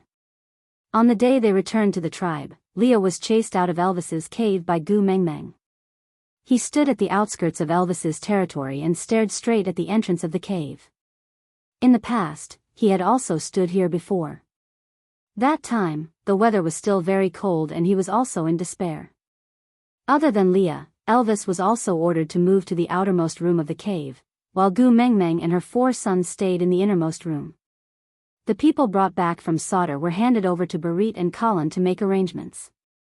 The 16 valued females would choose their homes and territories in turn, then dig a cave. But Gu Mengmeng naturally did not need to worry about these trivial matters, so she just stayed in the cave to accompany her sons and did not go anywhere else. But even if she did not go out, it did not mean that the people outside would not come in. After Colin saw Gu Mengmeng, he went home and told Sandy that Gu Mengmeng did not seem to be in a good mood. He did not know if she had quarreled with Leah or with Elvis, but the 2 males looked as if they were on the verge of death, one sprawled at the entrance and the other outside the cave. Sandy was worried about Gu Mengmeng and hurried over. She first saw Leah, who was indeed dispirited, sitting on a tree branch and staring at the entrance of the cave. Sandy looked up and asked, How did you offend our Gu Mengmeng? Leah was extra polite to Sandy because Gu Mengmeng treated her very differently. Seeing Sandy's question, Leah jumped down from the tree and said, I crossed the boundaries she set and wanted more greedily. So she ran away. Sandy frowned and looked at Leah, throwing a sentence at him, Don't you know how to speak properly, before leaving? Leah sighed and leaned back on the tree branch, wondering if Gu Mengmeng would come out later to fetch or send Sandy off. That way, he would be able to see her. Sandy walked past Elvis and glanced at the listless Elvis, asking, What about you? How did you offend our Gu Mengmeng again? Elvis did not even lift his head and sighed, My lie was discovered. Sandy frowned and said, You deserve it. Before leaving, deep into the cave, the 4 little ones ran out happily and surrounded Sandy for a while. Gu Mengmeng was a little jealous and said, How many days have I been gone? Huh. She's closer to you than she is to me, her own mother. Why? Are you trying to please your mother-in-law in advance because you know that your Aunt Sandy will give birth to a wife for you in the future? Sandy was not shy at all. She sat beside Gu Mengmeng and allowed Qi Xian to jump into her arms. She hugged him and stroked his little head. The two outside are about to turn into salted fish. How long do you intend to leave them hanging like this? Gu Mengmeng was not shy at all. Gu Mengmeng pursed her lips and pulled Sandy's little hand. Then, she patted her son's little buttocks and said, "Go ask your father to bring you out to play. I want to have a private conversation with Aunt Sandy. If you dare to eavesdrop, I'll run away from home."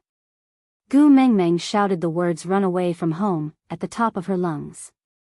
No matter how slow Elvis was, he knew that she was warning him. Although it was a little complicated, it was the first time his wife had spoken to him in so many days. So, Elvis did not dare to delay and brought the 4 wolf pups away with him.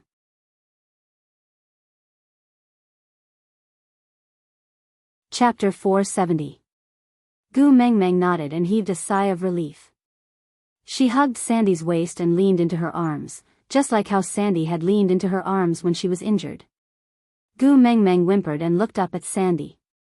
"Sandy, I feel so terrible." Sandy gently caressed Gu Mengmeng's hair and said, "Both of them know their mistakes. If you are still angry, let them fight each other until their faces are all swollen, then you can calm down and forgive them."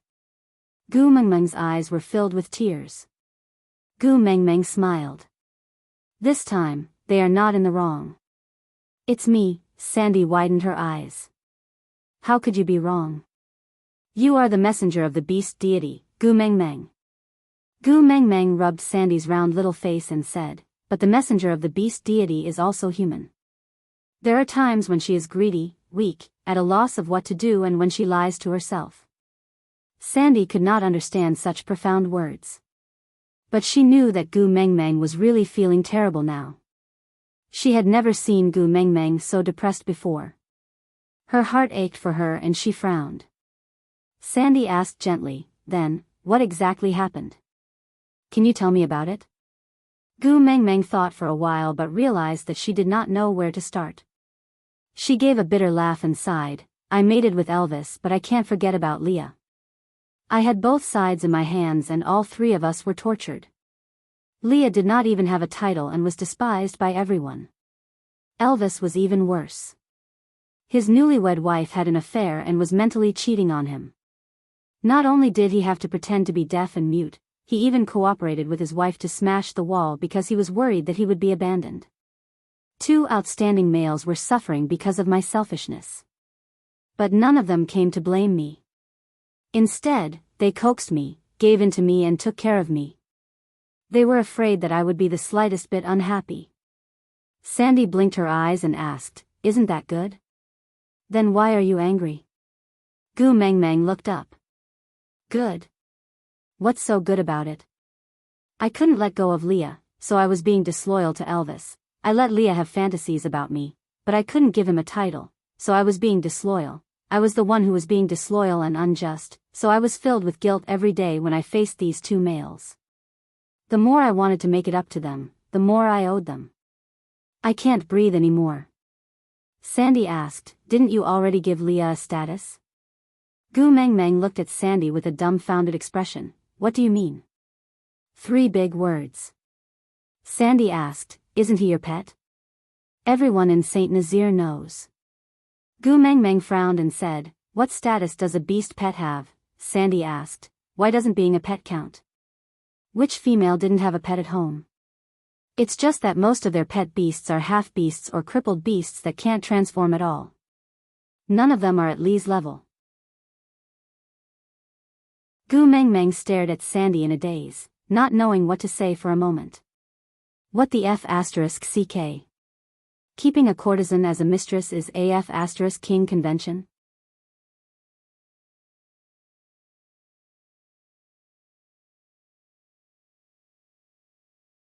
Gu Mengmeng hurriedly shook her head and pulled Sandy, who looked like he was going to argue with Elvis. Elvis did not object, on the contrary, he even created opportunities for Leah. Sandy sat down and said, "That's more like it." In the beast world, it was a taboo for males to stop females from mating, because if a female had too few partners, she would not be able to receive the best care. Females were originally weaker than males, they would die if they were not careful, so they must receive the best care in all aspects.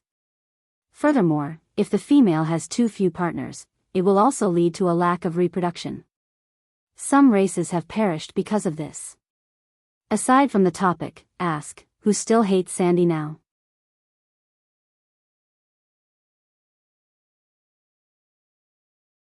Chapter 472. Gu Mengmeng thought of Ian and the Eagle Owl tribe and nodded instinctively. But Sandy took Gu Mengmeng's nod as agreement, so she said excitedly, "You also think it makes sense, right? You are the messenger of the beast deity. If you think it makes sense, then it must make sense." Gu Mengmeng wanted to explain, but Sandy continued, "What did you say just now? What loyalty and guilt, what else? I can't remember. You probably feel that if you accept Leah, you will owe Elvis? Then I have to ask you, what do you owe him? You are the messenger of the beast deity, you have even given him the position of your first partner and the right to mate before you give birth to a child, and you still say you owe him? What do you owe him? Take a look, how many powerful men in the beast world did not even have a child of their own even when they died? But him, in just one winter, he already has a partner and a child, and he's still not content? Does he want to go to heaven?" Gu Mengmeng was speechless from Sandy's rebuttal. She started to regret teaching Sandy those messy modern words. Ever since Nina was gone and she had mated with Colin, this girl's personality had changed drastically. She was much more cheerful and straightforward, no longer the yes man she was when they first met. Actually, this was quite good, but it was an exception when she used it against herself. Gu Mengmeng could not spread the modern concept of marriage to Sandy. Even if she did, it would still be a fantasy story to Sandy, an unimaginable thing. The ratio of males to females in the beast world meant that the modern concept of marriage would be conserved, but as a modern person, she would still be sensitive to it if she wanted to adapt to it. Seeing that Gu Mengmeng did not say anything, Sandy kept her anger in and continued, "You don't owe Leah anything. He treats you of his own free will, you allowed him to treat you well, that's a great gift from the heavens. Why don't you look outside? The number of people queuing up to treat you can form a line from Saint Nazaire all the way to Sauter. But other than Leah, who else have you given a chance to? But let me tell you, although no one knows what Leah had experienced in the past, I can tell that before he met you, Leah seemed to be using an extreme cruelty to squander his life, cruel to others and even more cruel to himself." Gu Mengmeng remained silent. What exactly did Leah go through? She had only heard Elvis talk about it. Leah had avoided the important parts and talked about the trivial, so that she could piece together a vague outline. But as for the details, unless Leah was willing to tell her, no one else would know what he had gone through. Sandy drank a mouthful of water and continued, "But ever since he met you, he has become a different person. No, it should be said that the Leah of the past had always lived in the night, and you were like the sun, lighting up his world and granting him a new life." "Do you know when was the first time I saw Leah smile?" Meng asked. "When?" You're tuning into the Romantic Tales YouTube channel. Don't forget to subscribe and join us on this journey to catch the most captivating stories.